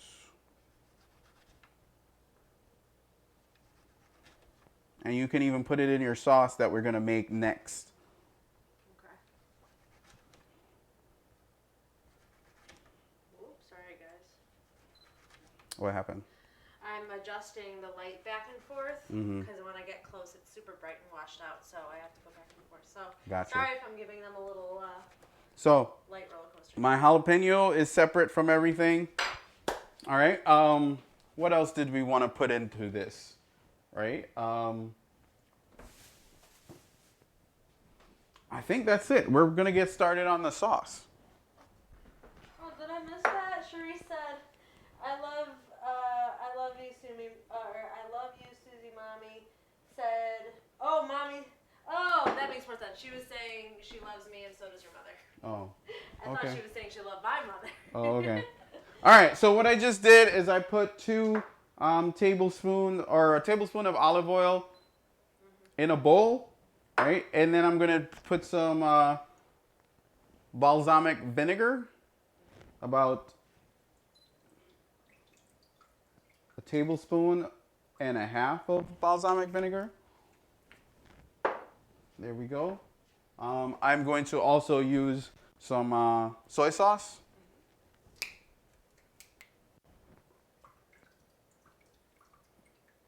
Tablespoon of soy sauce as well. There we go. Tablespoon of soy sauce. We are also going to take our preserve. I have right here a fig preserve. This is where the sweetness is going to come from. So whatever preserve you have at home, that's totally fine, like I told you to get. I have some fig preserve right here that I'm using, and I'm using like a little bit more than a tablespoon, putting that right in the sauce. If they have jelly, would that work if they don't have a preserve? Like a grape jelly? Yeah, grape jelly works because jellies are more sugar than it is fruit. So that's why I always use preserves because there's more of a fruit element to a preserve. Yeah. Okay? Right? So that's good. We have everything there. We're also going to add some lime juice. About a teaspoon of lime juice. We're going to use that lime juice later on too. And two more ingredients, or three more ingredients that are going to go into this. Not the salt, because we already added the soy sauce to that. We're going to add our honey mustard. Let me loose this thing. Oh, this fell earlier. Broke it. You broke it? Well, the stopper. Oh. Yeah, it's broken just a little bit. So we're gonna use a tablespoon of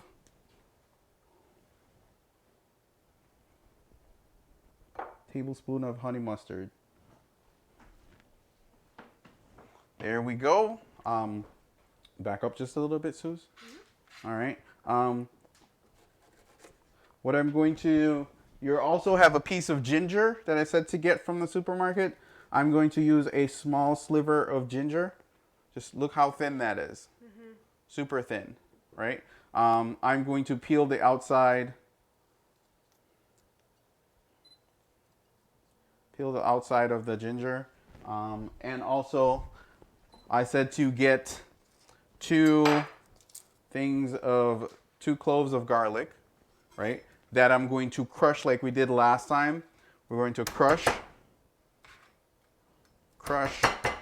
good, and remove the shells from the garlic.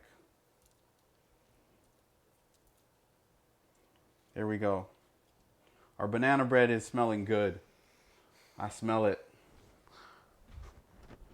So we're almost done, guys. Almost. Because all we're gonna do is warm this glaze so we can top our shrimp and tofu at the end of this, right? So right now I'm making a lot of noise in your ear. Good thing I don't have neighbors, it's just me. So and I'm cutting. Yeah, Judah wouldn't dig habanero peppers. Huh? Judah would not dig the habanero peppers. No. Make sure they can see you. I'm chopping up the garlic and ginger very fine. And Alyssa would love it if you could repeat the measurements for the sauce. Okay, so I went, it was a tablespoon. It's like a tablespoon of everything. So it's like a tablespoon of olive oil, tablespoon of balsamic vinegar, a tablespoon of soy sauce. What else? Tablespoon of honey mustard. What were the other things? I'm trying to think. 2 cloves of garlic that we're chopping. Right now. And then a really small sliver of ginger. Hold on. I'll give you that again. So, oh, lime juice. Like a really small, a few drops of lime juice, maybe like a teaspoon of lime juice went in there too.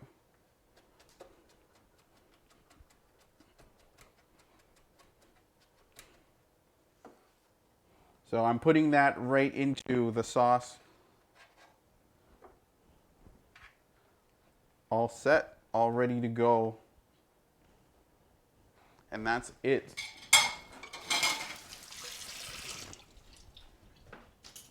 So what I'm gonna do is I'm gonna mix that all together.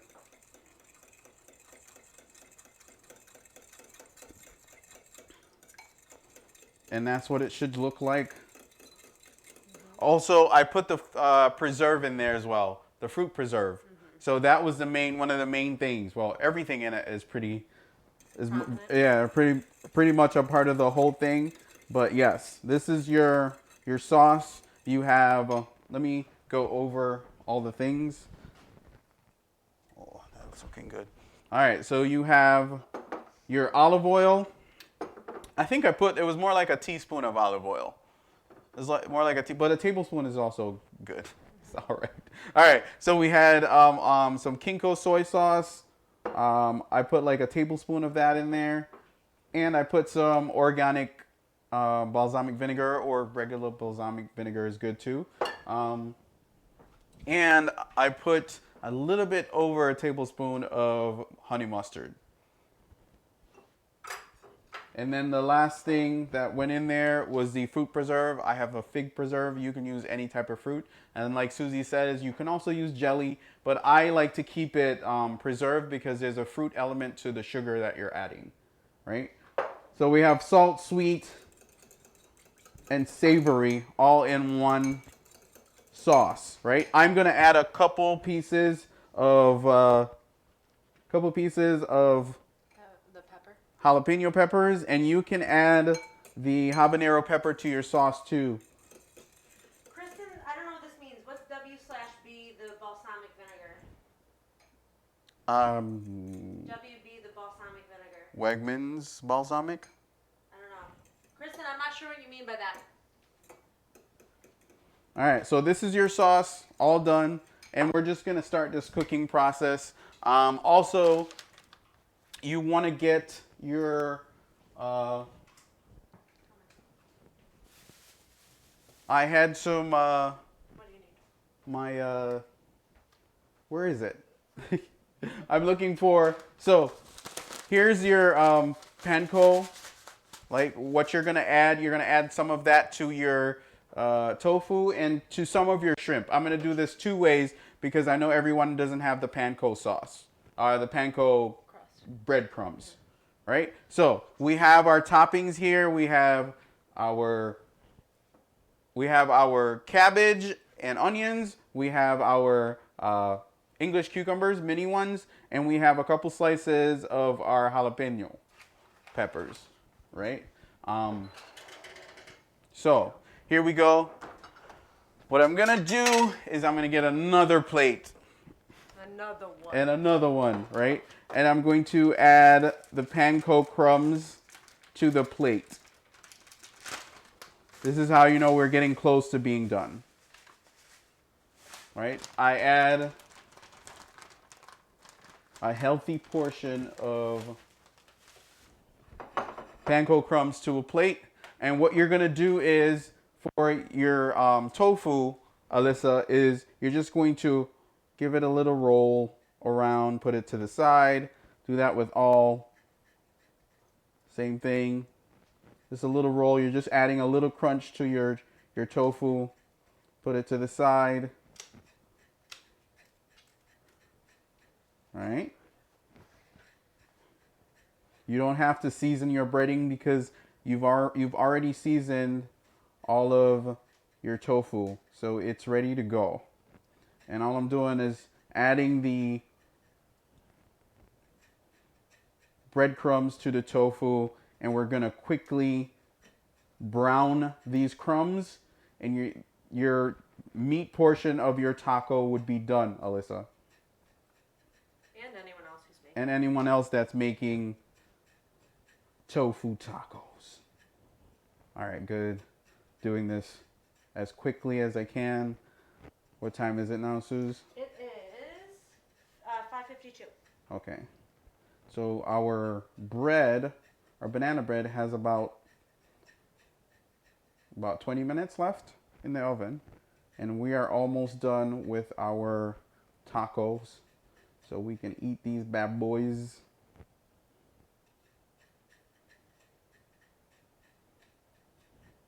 I'm only going to make a small portion of the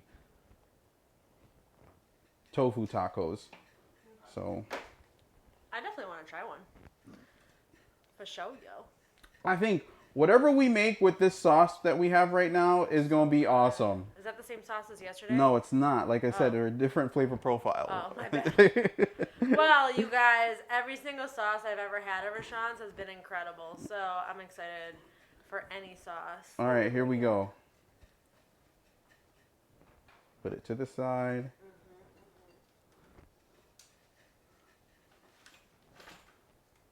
There we go. This cooking process is going to be so much quicker than last week. We had so many steps last week as far as cooking, but this is more on the side of a quick meal, right? So you can do this quickly at home.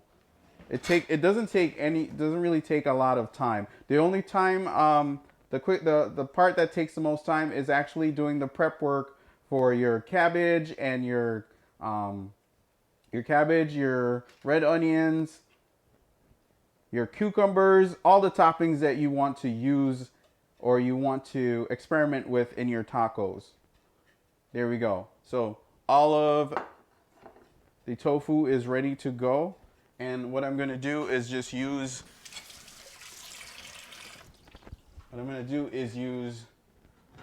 a little bit of the breadcrumbs for the shrimp.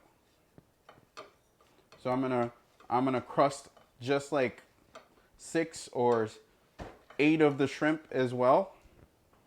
I'm gonna crust just on both sides, just to give some texture. If you don't have breadcrumbs, that's okay. We're only doing this for maybe 1 or 2 tacos. Or 1 taco. There we go. What happened? I was trying to get those in focus so they could see them. Just really quick. Yeah, there we go. So we have 1, 2, 3, 4, 5, 6, 7. We'll just do 1 more.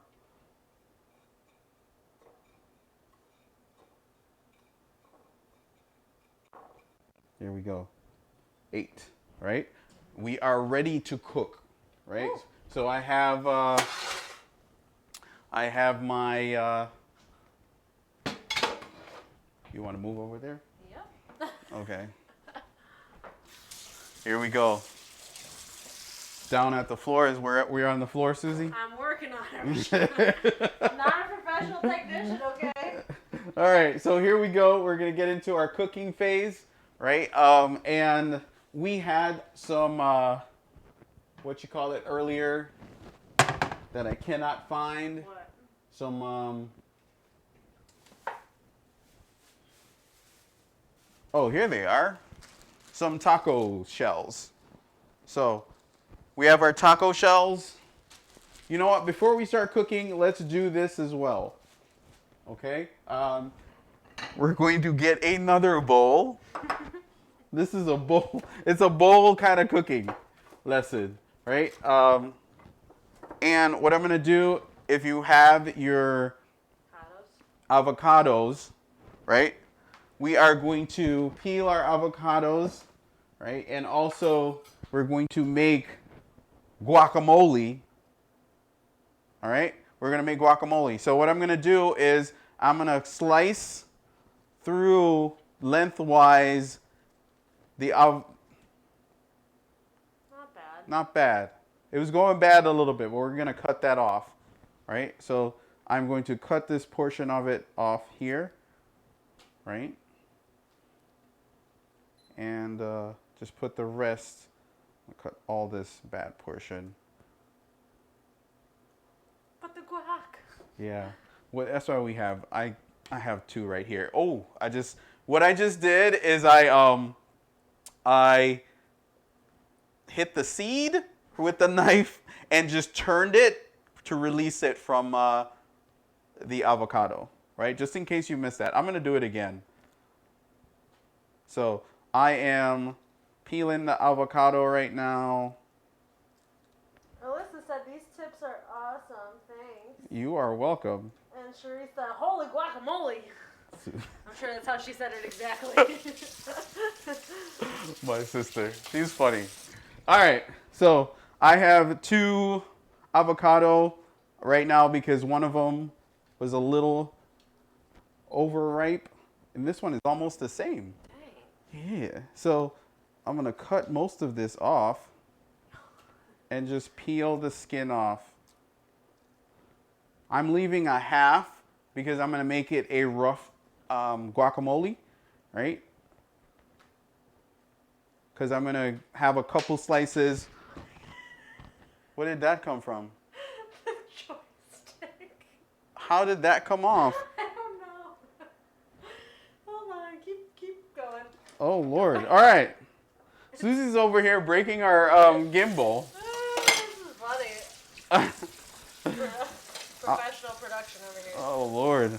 I didn't even know that came off. It twists, so every time we use it, I'm making sure I can still push this thing though, so we're okay. I'm gonna just set this up right here for a second so they can see what you're doing in there. Mm-hmm. That was funny. There we go. Alright, let me get that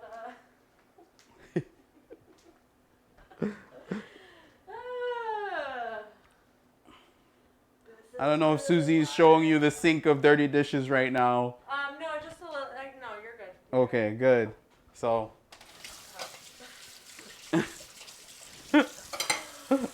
All right. I see mostly avocado. So we have our avocado, and what I'm gonna do is, on a separate plate, we're like creating a lot of dishes right now. Is I'm gonna take one of those pieces of avocado and I'm gonna cut it up into small little chunks. Small little chunks to add to the finished product, just to give it a rough finish. Because I like to eat pieces of avocado in my guacamole. So I have one cut up into small little squares, and the rest is going to be mashed. So I have a whole avocado here, and if you only have one avocado, you can use half to cut it up like this, and then the other one you can mash, right? So right now I'm gonna add some lime juice. Not a lot. I'm gonna put it on both, right? Also, I'm gonna get some pepper, some black pepper. Hit that with black pepper, some salt.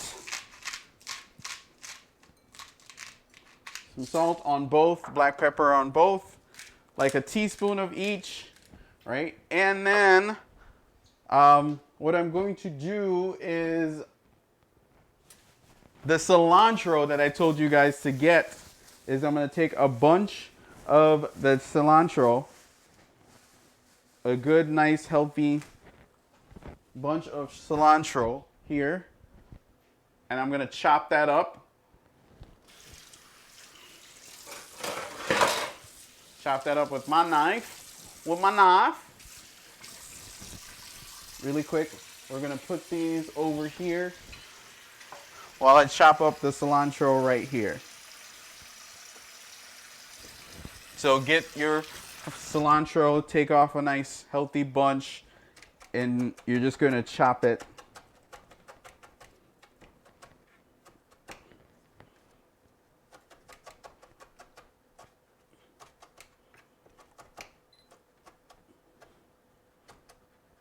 There we go. Rough chop, because we're gonna mash it in to this whole thing right here. All right, cilantro in, lime in, salt in, pepper in. And what we're going to do now, no cabbage in. Leave the cabbage out. What we're going to do right now is that we are going to mash this thing together. Let's mash together. Yeah, yeah.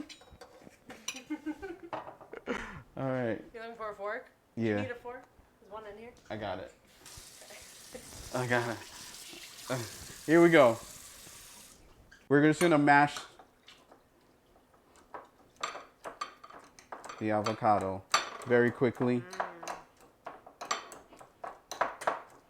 I'm actually going to add some sour cream to this. So the sour cream is over there. Let me get the sour cream. And I'm going to add a spoon of sour cream. You don't have to do this step at all as well, but I like to add some sour cream to my avocado. Wow. Guacamole. That's so good. I love your guacamole.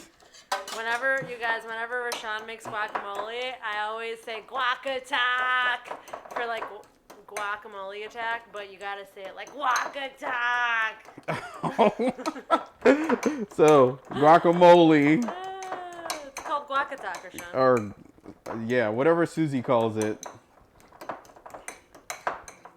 All right, your guac is done.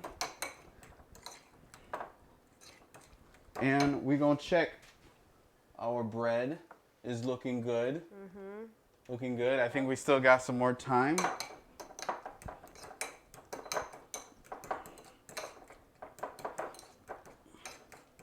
Okay, there we go. And I'm just going to, what I'm going to do is put this into my guac and just fold it. Oh, you put the chunks in? I'll put the chunks in, yes. So I have some guac with some chunks. Some chunky guac. Mm-hmm. All right, and that is my guacamole. No other questions. All right, good. Let's cook. It's time to cook. We've got as many toppings as we could want. All right, so here we go. We're gonna turn this pan on a little bit past medium. A little bit past medium. We're ready to go. Good. This is going to be our saucepan where we're going to reduce our sauce down just to a small pan, right? We could just put the sauce in the pan already. Wait, sorry. We just poured the sauce in the pan. We're not going to do that much with it. Pop on the other side of you. Is that okay? Yeah, that's fine. Yes. My mom says, great lesson, Rashawn. Great photography, Suze. Oh, Totally. thank you. All right. We are basically almost done with this whole thing. So,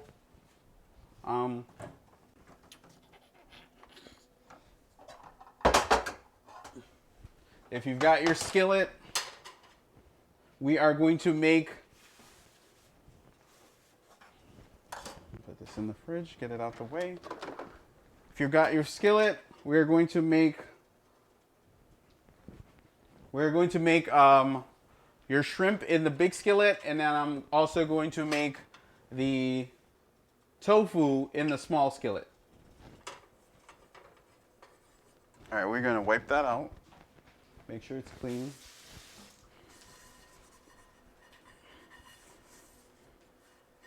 We got our tofu. And we got our shrimp. And we're going to need this thing. I'm getting a spatula. Okay. Cleaning a spatula. Should they get some oil ready? Yes. The olive oil. Grab some olive oil. Yeah, grab some olive oil because the show's about to get started, Right. basically. So let's get this show on the road, right? I've turned on the front burner to heat up this glaze that we're making, right? Sweet and spicy glaze. And also I'm going to turn on the back of, I just had it. Why do I keep losing this thing? I'm also going to heat up the tortillas, the corn tortillas in this pan back here. It's a non-stick pan. I'm going to put it on a little bit less than medium to heat it up.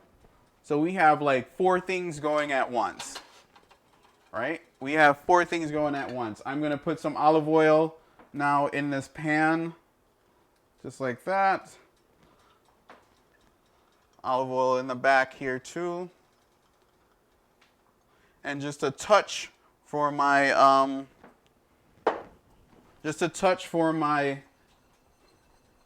tortilla pan that I'm going to heat my tortillas up, toast them just a little bit to get them ready, right? So I have so many things going on at once. I'm going to turn my fan on as well. The sauce is bubbling. I'm going to keep the sauce.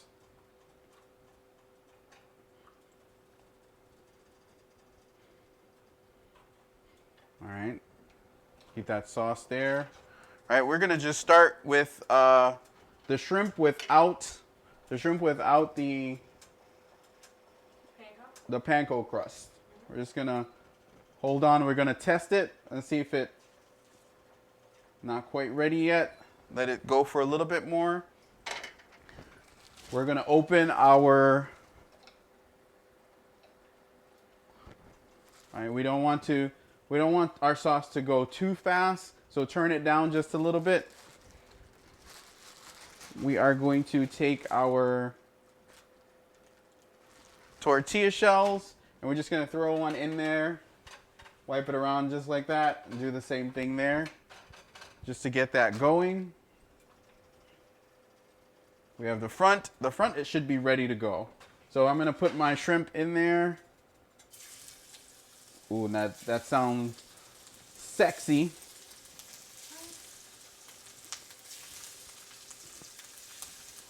Sheree says Mom has her glass of ginger beer and a glass of Irish moss ready for the banana bread. Oh, wow. I wish I was there. Do you have any tips for putting these in hot oil? I'm just placing them down as I'm putting them down in the pan. Close to the pan. You don't want to throw them in there. So I have them going. And I'm tempering the pan again, like I did last time. So these shrimp are cooking.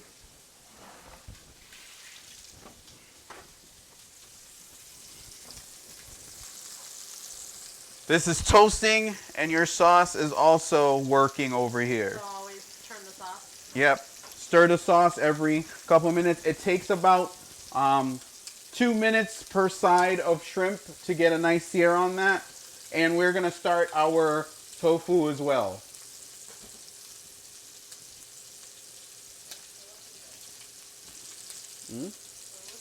What's the time on the banana bread?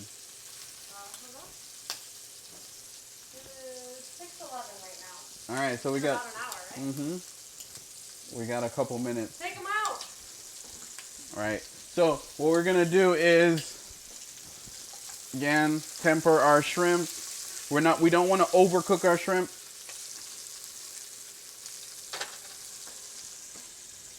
Turn it up just a little bit. Keep your sauce stirring. We're gonna flip the tortilla. So we got like everything going on at once, and we got the oven. Your bread is almost done. All right, I'm gonna flip. Ooh, nice sear on the, oh, that looks beautiful on the shrimp.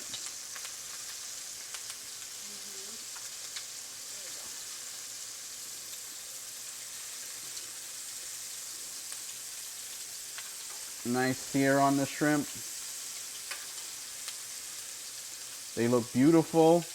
All right, we're gonna let those sit in here for another 2 minutes, and then we're gonna remove it and add the other shrimp to the pan that has the panko crust on it. We got our sauce simmering. So much action going on right now to complete this.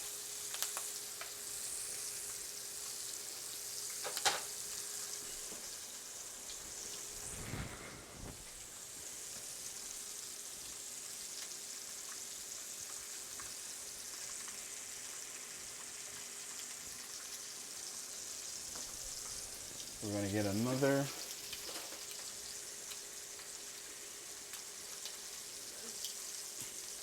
All right, we're going to get another tong and basically flip our tofu in the back.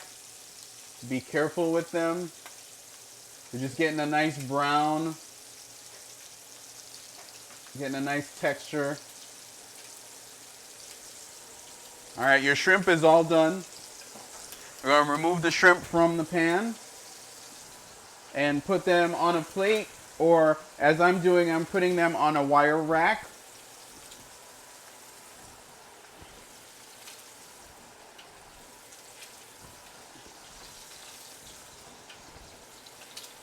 Happens so quickly. Sauce is simmering.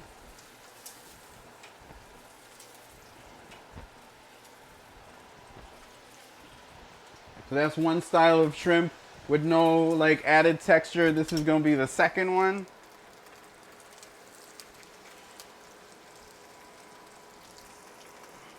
My mom is giving you props. For what? She said, just as with your last class, you're very thorough with your explanation of each step, including why or why not of doing certain things. Great for a novice or someone more experienced but perhaps unfamiliar with ingredients. Like, all right. What's tofu? Just kidding. All right, get your texture going with your tofu.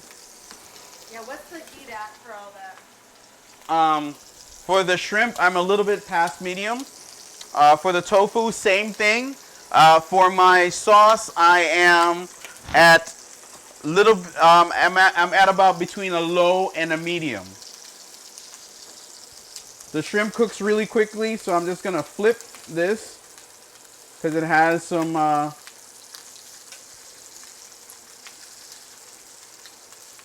breadcrumbs on there, some panko crumbs.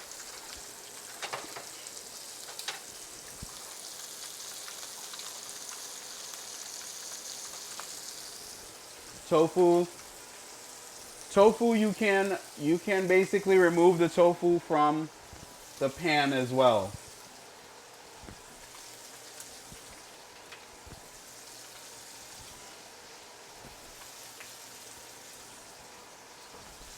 After you've gotten that nice golden brown situation looking good,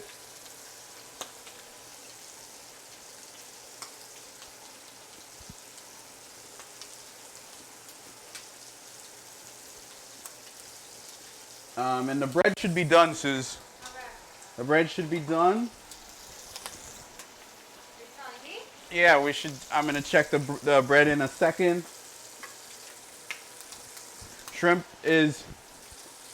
The shrimp is all done. Sauce is all done.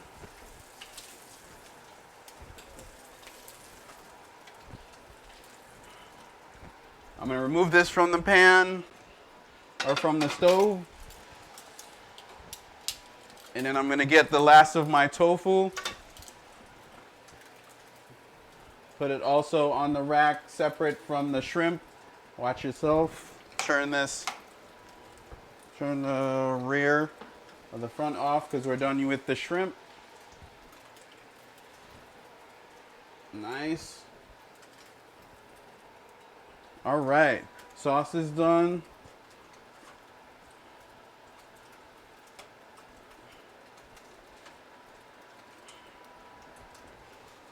Ooh, look at that. We have a nice piece of... The bread's gotta come out. Yes, the bread does have to come out. So, right now what I'm gonna do is I'm gonna check the bread and I'm gonna take a toothpick You know what? We're going to open it all the way. Right, this is done. Put this over here. Put the other one in. Do the same thing. Let that cook. Another tortilla. Another tortilla shell. Flip your tofu. If you're just making tofu, right, your sauce is bubbling. You should turn it down to a little bit lower.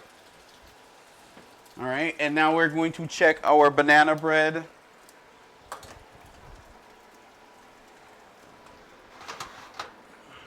There it is. Still needs a little bit more. This one looks like this one is done. My tin pan is done. So I'm gonna take that out and let the chocolate chip sit for a little bit more. So banana bread 1 is done. Banana bread 2 in the glass is still cooking. We're gonna make it go for another 5 minutes. Flip our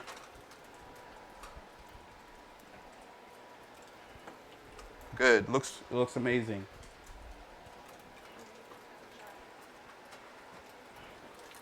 No, we're good. No questions.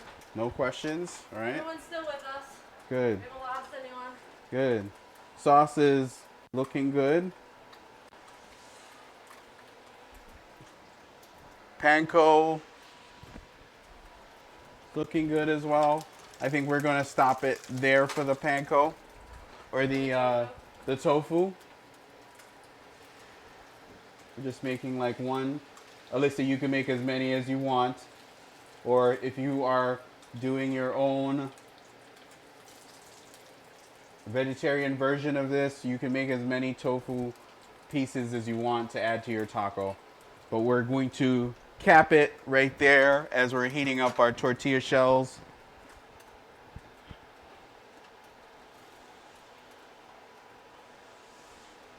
Your bread should be done. You should stick the, if you have a toothpick, stick it in the thickest part or the middle center of your bread to ensure that it comes out with no stickiness or a couple pieces of crumbs is fine.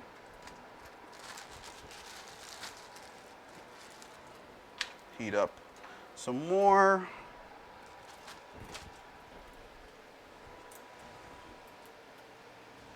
Oh, shrimp.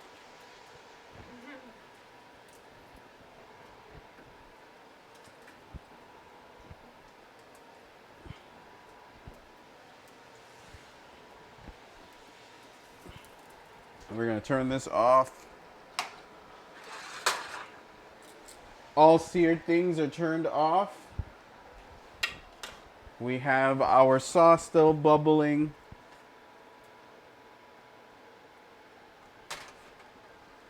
Turn the sauce up to about a little past medium to get it to reduce just a little bit more. Oh, that smells good. Wow. Making noises right now because everything is looking really, really good. Let me get the banana bread out the way. Yeah. Tortilla is done. Put another one in there. And we're almost ready to eat, guys. Our sauce is bubbling a little bit more. Looking good. It's all looking nice. Like sugar and spice. And tacos.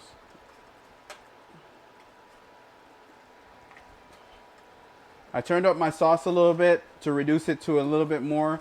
Get a nice, even a better glaze on that. My taco shells are almost done.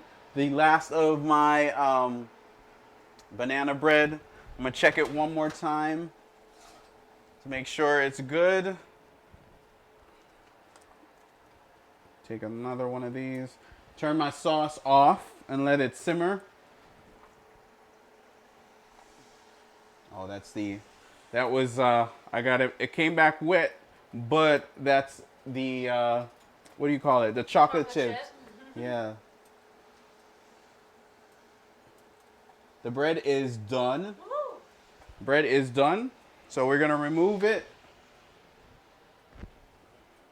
Both breads are done.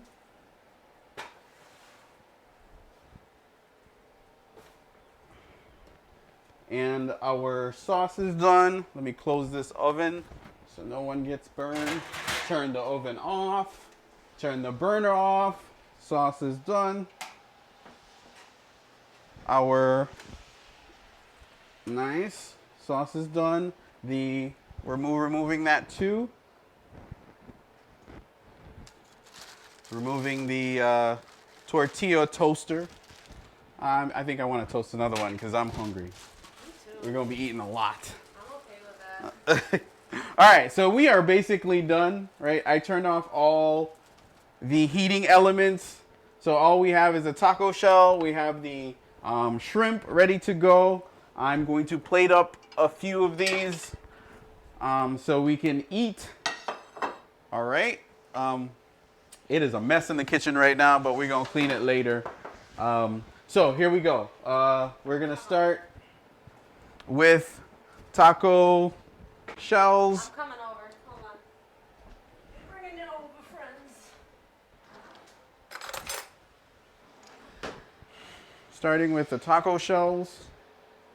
Right? We got the taco shells. What I'm going to do is I'm going to take my guacamole and I'm going to put that in the middle. Just a little bit. Chunky guacamole.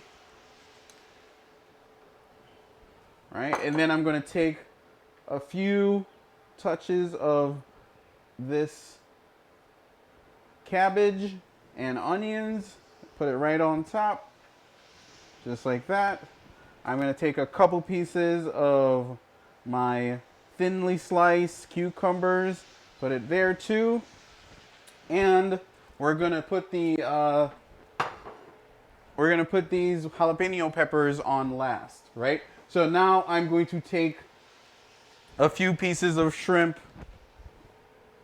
And the shrimp is ready to go on there. Nice. Few pieces of shrimp. There we go. And what I'm going to do is take maybe one or two of these. And then I'm going to finish with the sauce. So I'm going to finish with the sauce, which is amazing right now. Oh, it smells amazing. Oh my God. All right. So it smells amazing. That was me like freaking out a little bit because it smells so good. I'm going to rinse a spoon really quick. Susie says like do it slow so she can have time to switch over her lens, right? What I'm going to do is I'm going to take this glaze that we just created and then I'm going to put it all over this thing. And this is going to create such an amazing experience. I am going to also do this. I needed to create a secondary. Here we go. We're going to create our vegetarian version as well, so I don't forget. So we go with our guacamole, chunky guacamole, with our cabbage, just like that. A couple pieces of red onions, a couple pieces of, what was that? Cucumbers. Oh, Cucumbers, right? Can't forget that. And then we are going to do some of our tofu, panko crusted tofu. I'll go with like 4 pieces. And then I'm going to hit it with 1 piece or 2 little slivers of jalapeno peppers. And then I'm going to hit it with the sauce. This glaze that we made. Oh my God. There we go. And that is your tacos You've got your tacos. You have got your vegetarian taco with tofu and panko crust, with some cabbage, with some red onions, with some cucumbers, and top it off with some jalapeno peppers. Same thing with your shrimp tacos. You have your chunky, amazingly tasty guacamole with cabbage, red onions, some English cucumbers, some mini English cucumbers with some shrimp, seared shrimp, and finish with some jalapeno slices and an amazing glaze, right? This would be, I would call this glaze a... Oh, let me actually show your face for them. Yes. I would call this glaze like a honey mustard, a balsamic honey mustard sauce, right? Or glaze. And you can eat right now. If you want to, you can slice up your banana bread if you want. But what I would normally do is I would wrap that in saran wrap and wrap it, the outer, like I would wrap the whole thing, let it cool first. Let it cool first, and then I would wrap it in saran wrap and then also wrap it in aluminum foil and keep it outside, well, outside of the refrigerator for about a day or two before you slice into it.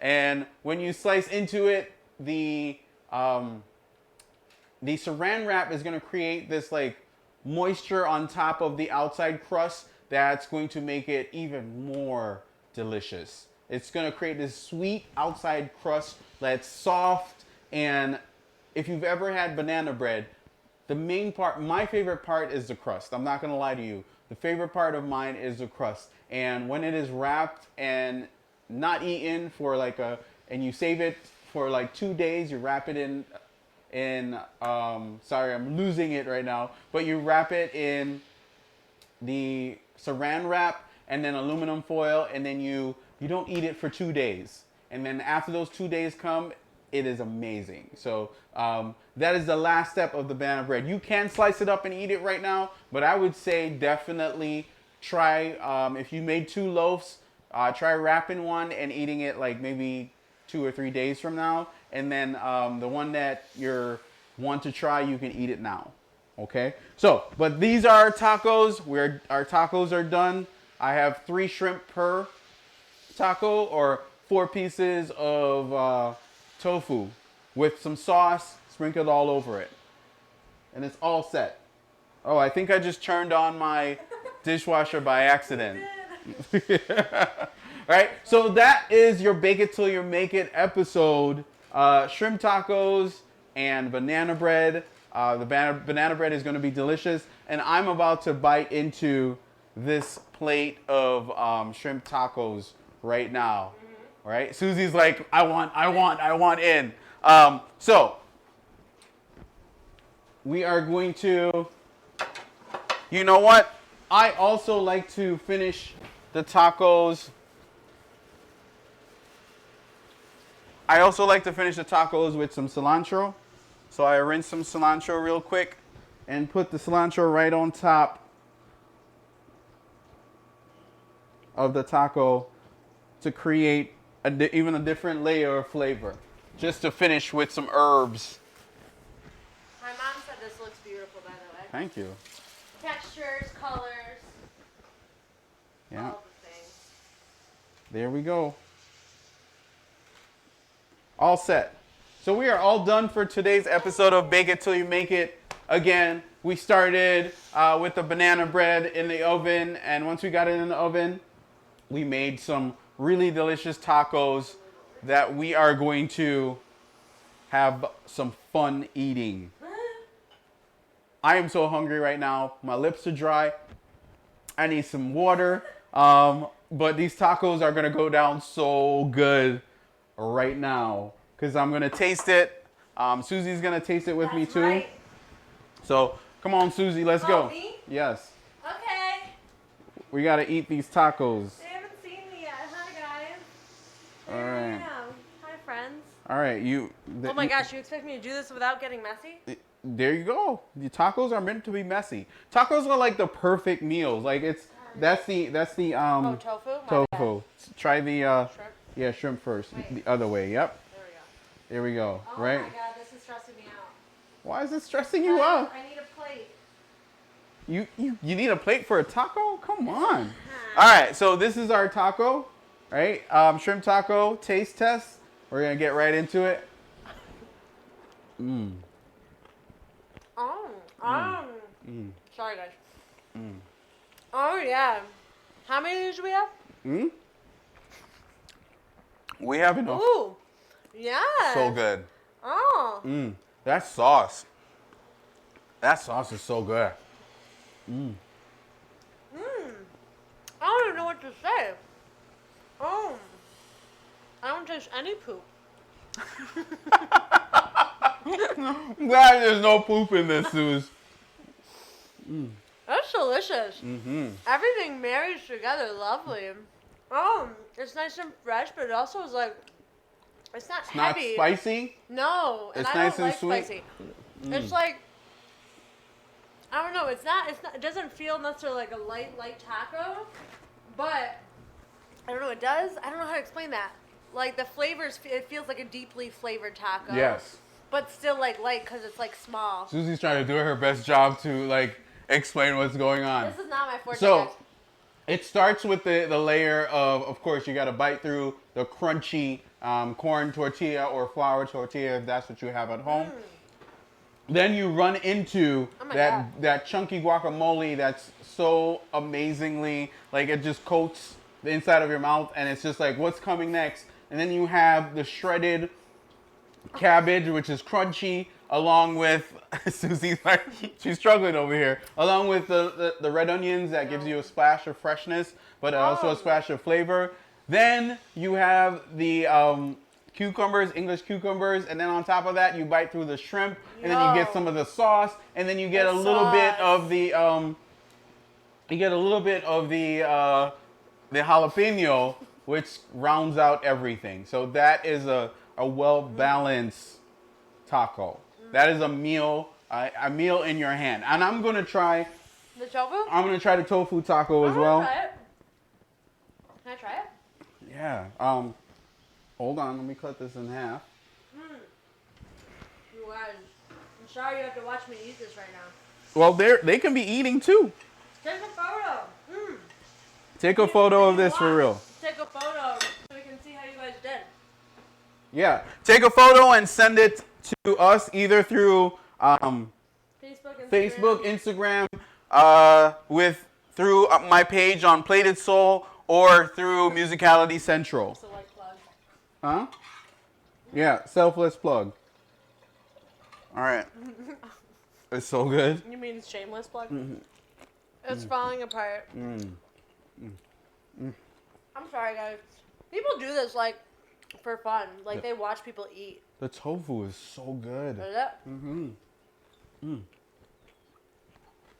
I just want to. Sorry, guys. This is it. You know what? This sauce makes everything good. This sauce makes everything good. It's so good. Like everything, even the tofu has a nice crunch to it. You don't even know it's tofu. Like wait till Susie tastes it. I'm still working over here. Hold on. I'm dripping. Nom, nom. I'm like chewing in their ear. Here, Susie, here's a half. Hold on. I need a napkin. Here. You know the tofu's good when it's messy. I mean, you know the taco's good when it's messy. Wait for me? Yeah, this is for you, Susie. What? Did anyone say anything? Who said? Nick's roast said so delicious, and your sister said well done. This meat? It's me. It's you, Susie. Oh no. Alright guys, here I go. And I'm not like a tofu lover of any sort, so we'll see how this looks. Just bite, Susie. I'm trying to like chew. I'm trying to tell her to eat. Hurry up, because I wanna get into the rest of this. I'm gonna eat some more of that tofu. You don't even know that's tofu. I would have no idea what it was. Okay. But it doesn't taste like weird or anything. Yeah. So, That's well done. yeah. Like, as in, like, good job, well done. Thank you. So, Alyssa, also let me know how these tacos are and what your experience is for the whole thing. And guys, that is another episode of Bake It Till You Make It. Make sure you make your let your banana bread cool for a little bit before taking it out of the pan. I'm actually going to remove it after I'm done here and put it on the wire rack to let it cool for another half an hour to an hour, and then I'm going to wrap it up. Maybe I might leave one out so we can eat it today. I don't know. Because Susie's all about eating it right now. No, if you think it needs to be in there, then that's fine. I also feel like I want some banana bread today. So, thank you guys so much for joining me for another cook along. This was such an amazing experience with you guys. Of course, we have so many dishes that we have to clean, but the food turned out amazingly delicious. I can't wait to bite into the rest of it. Man, I'm thinking about it right now because I'm like, is there enough tacos there for us to eat? Because I am hungry. So thank you guys so much for joining me and making this banana bread and taco experience another amazing experience. It has been so awesome to do these 2 cook-alongs so far, and this might be our last one before we do anything else. But we have some other plans to do some other things that are also fun to just bring our community together while we aren't able to come together in person. So this is our attempt at bringing everybody together to do something fun and constructive and also delicious all in one. So thank you guys for joining us. That is our Bake It Till You Make It. Let us know how everything went from your end, and definitely take photos before you bite into that thing so we can see how it turned out on your side too, right? We are going to take a photo. What were you saying? Susie's trying to... The chat. Oh, okay. My mom, earlier, she actually asked, do you normally taste as you go? Because she noticed you didn't, that's all. No, I don't taste as I go. I judge, feel how things are going. So, I'm definitely a feel cooker. Like I don't taste as I go because I've used these seasoning and flavors quite a few times. So I get a plan in my head and I just execute it. Okay. Sometimes I taste as I go. And then Joelle said, thank you, Rashawn. I especially liked learning how to slice cabbage. I heard you were good with cabbage. Yeah, the cabbage thing is definitely the video we did at Susie's apartment is definitely one of those things that we had so much fun doing. Like we were laughing at ourselves doing it. So if you have not seen that video yet, where I am that chef, will forever be that chef, you need to go check it out on YouTube on our Musicality Central YouTube channel, right? So thank you guys so much again for coming through and hanging out with me and Suze in my kitchen as we create some delicious dishes and bake some amazing bread that you can enjoy further along in the week. We love you, and that's it for Bake It Till You Make It, and we'll see you next time with another event that we're putting together for the community. Musicality Central out like I don't think we took a photo of like last time. All right, so Susie, we're gonna take a photo. It's Musicality Central. What do you expect? We're gonna take a photo. My mom said thank you, by the way. Swelfie, you're welcome, Karen. All right, guys, you know how we do. All right, really quick. Ready? Mm-hmm. You did a good job. Yay! Wait, I gotta be in it. All right, cool. So, send us your swelfies or I don't know what the cookie. I don't know what to call it. Cook it. I don't know what to call it. Send us your selfies that you've taken with your meals or your meals, so we can put it all in a collage and definitely commemorate this evening of cooking and being together. All right. So peace. That is our second cook along. Bake It Till You Make It is out. We are out. We're about to go eat some food. So thank you guys for tuning in, and we'll see you throughout the week in our classes or whatever that we're doing online or on our lives. Just we'll see you. All right, peace out. Bye, Thank you. guys. Thank you guys Love for hanging out with us. Thank you. See you later. Goodbye. Adios, amigos.